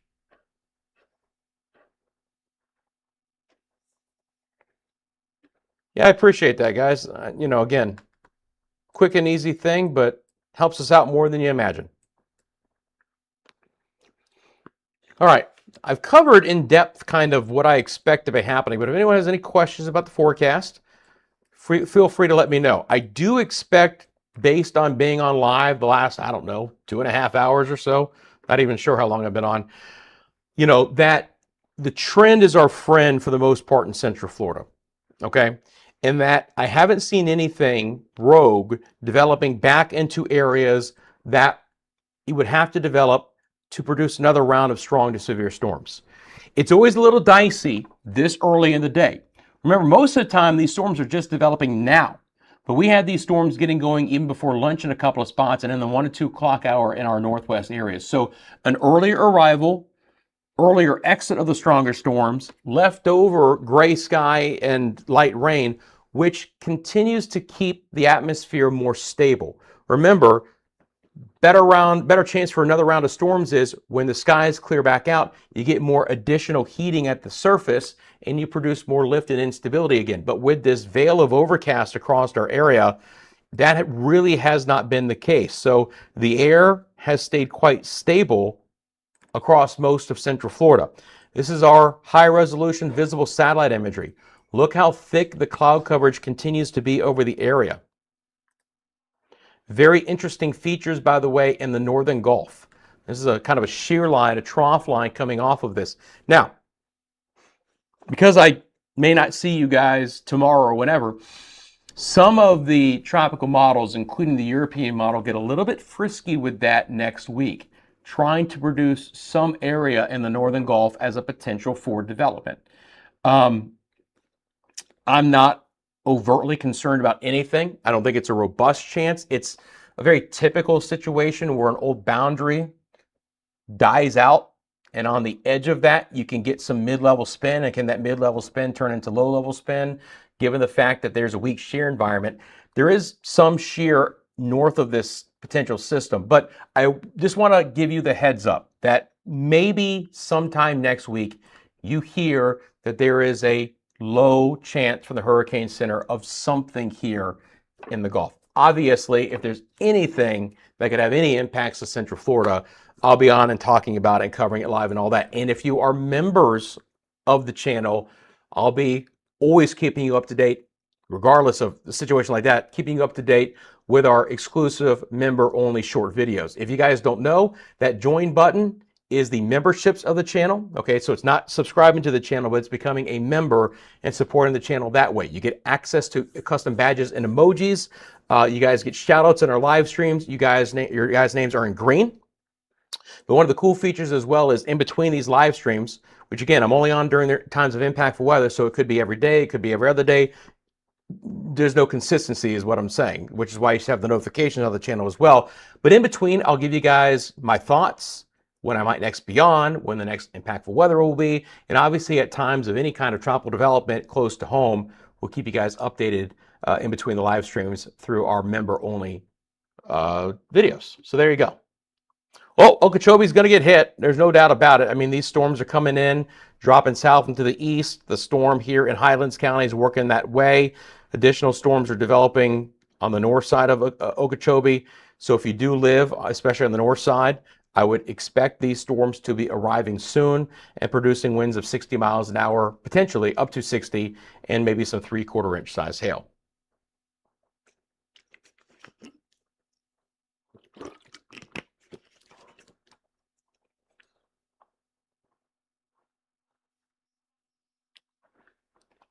Yep, Lake Placid is about to get hammered. There's no doubt about it.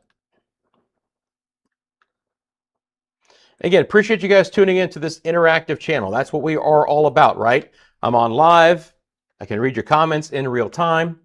I appreciate all the moderators in the chat. But again, this is a community that we're building here for Central Florida weather and other areas of Florida in general too. So thank you for tuning in. Thank you for, getting into the chat and let me know what's going on in your area. If you have a question, I do appreciate all that. Those who take that extra step and jump into the chat. It really brings out something extra special of this channel when you guys do that. So thank you for doing that. So this storm in Indian River County is basically just hugging the coast. Sebastian, Indian River Shores, Vero Beach, fair amount of lightning associated with that. Few scattered storms here. Again, kind of in between Fellsmere, Fort Drum. Obviously, this is a relatively rural area. If you guys ever travel the Turnpike here, or then down 441 until you get to Okeechobee. This storm, nasty for Avon Park. Sebring building down towards Lake Placid. Lake Placid technically not under the severe thunderstorm warning, but certainly going to see a rowdy part of that storm. A lot of lightning associated with that one. This view, over 340 lightning strikes in the last 15 minutes.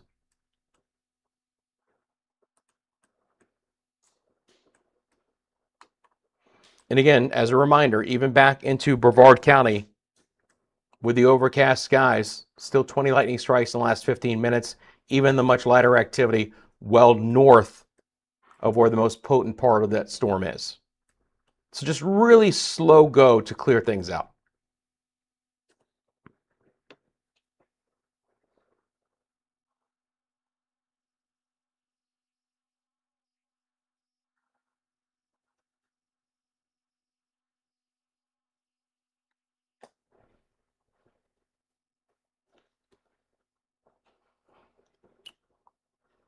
You got to star shine.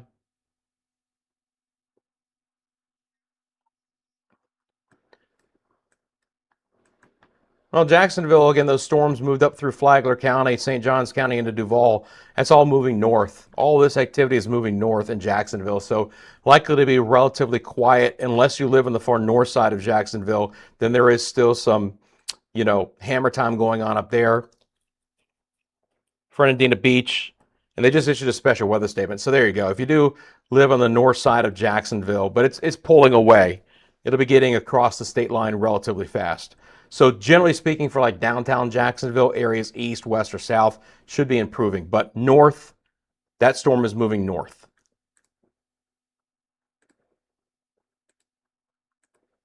So moving northeast at 6.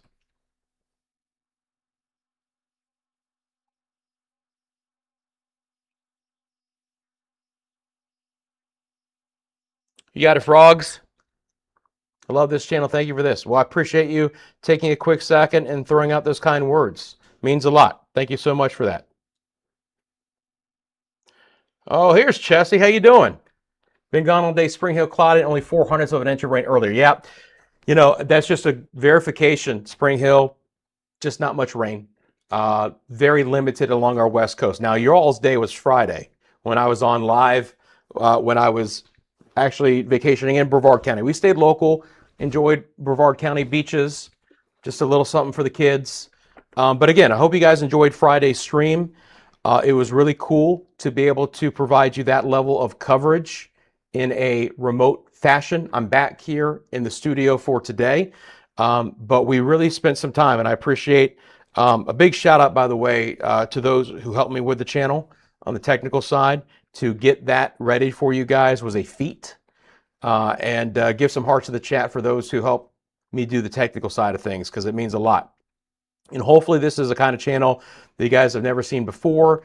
We have our live camera network for you guys. We're always adding to that. A lot of other things coming your way as we continue to expand and improve the channel. But you guys help us get there, right? We got to keep the viewership count up, keep all of that coming in, and even bigger and better will be on the way. But it was a really cool thing, and I appreciate my family and my friends for letting me step aside for a few hours and cover those storms with you guys. I knew it early in the day. I was like, yeah, we need to make sure that we are good to go with our remote capabilities, because I knew it was going to be bad in Tampa, St. Pete, and it verified. Again, a 72-mile-an-hour wind in the Mango area with those storms.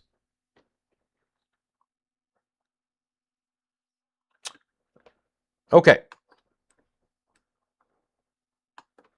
Again, this storm's still good for Sebastian, meaning bad, but good in the sense of that it is still over Sebastian, Indian River Shores, and Vero Beach. So the special weather statement continues because of that. Special weather statement in between in our severe thunderstorm warning, Sebring back down towards Avon Park. Thank you, man. Appreciate it. Okay. Well, thank you, Michael. I appreciate that. Okay, my friends. So let's do a recap here as we hit 5 o'clock. These storms are in our southern areas and moving south. And that's how they'll continue to move. Everywhere else right now is generally left over with what you're seeing from our live camera network. Yeah, there's a little bit of sunshine, especially along the west coast, but you're generally under a veil of thick cloud coverage. Now, that is helping to suppress the opportunity for additional storms to develop through a lot of central Florida, right? Atmosphere is stable. Temperatures are mainly in the 70s right now, if not the lower 80s at most. But we haven't gotten back into sunshine to produce additional areas of lift in the atmosphere. And I promise you, those aren't the right numbers. But these are your actual current temperatures right now. It's 75 in Orlando. It's 75 in Daytona Beach. It's 75 in Ocala. There's the juice, but there's nothing coming. That's where it's been dry, right? Don't need to be a meteorologist to know where it's raining, where it hasn't. Look for the 70s and 80s. You've had some rain. Look for the 90s. You generally haven't. But certainly there's a pool of energy coming south along this line that it's going to tap into. Okeechobee right now is 95 degrees, right? Likely to see some stronger storms here.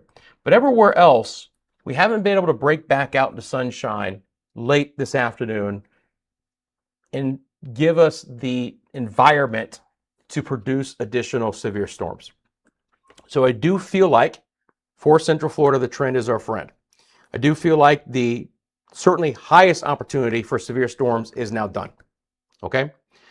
So with that in mind, we're going to wrap up this live stream in a couple of minutes. All right? Now, I'll monitor the situation down south. Again, any of our friends who live in these areas south, make sure that you stay weather aware. All right? Still could be some nasty storms throughout the late afternoon and early evening hours down here. Just make sure that you stay weather aware.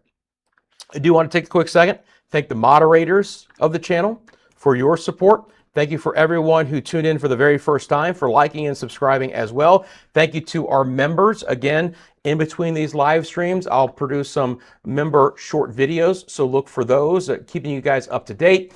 And the bottom line is, whenever there's impactful weather again in Central Florida, I'll be back on live. If for some reason I'm wrong and these storms redevelop later today, and I'll jump back on and cover them for you this evening. I promise you that. So again, that bell icon is your notifications for this channel. I don't care about any other channel, even my other channel, Media Mundo. For this channel, I do recommend all notifications. And the reason why is because you're not going to see me on a daily basis, you want to know when I'm going to next be on. Well, if you have all notifications on and you see a notification from me, you know that I'm on. There is a reason to check into the channel if you're interested in what's happening in Central Florida. So have all notifications on. Okay, my friends, again, thanks so much for tuning in on this Sunday. Have a great rest of your Sunday. I'll monitor the situation, and I'll be back on live whenever there's impactful weather in Central Florida. Please remember that CFLW is sponsored by the Lean Law Firm of Central Florida, your hometown homeowners insurance attorneys, offering free consultation and policy reviews. They'll walk you through the insurance claim process. It's leanomnilaw.com. If you like more information, if you want information on becoming a sponsor of the channel or sponsoring one of our weather cameras, that QR code on the top left-hand side of your screen will get us to get you to our email. Shoot me an email. Let's talk. Let's work something out. Friends, have a great rest of your day. I'll see you soon on the next live stream. Until then, take care.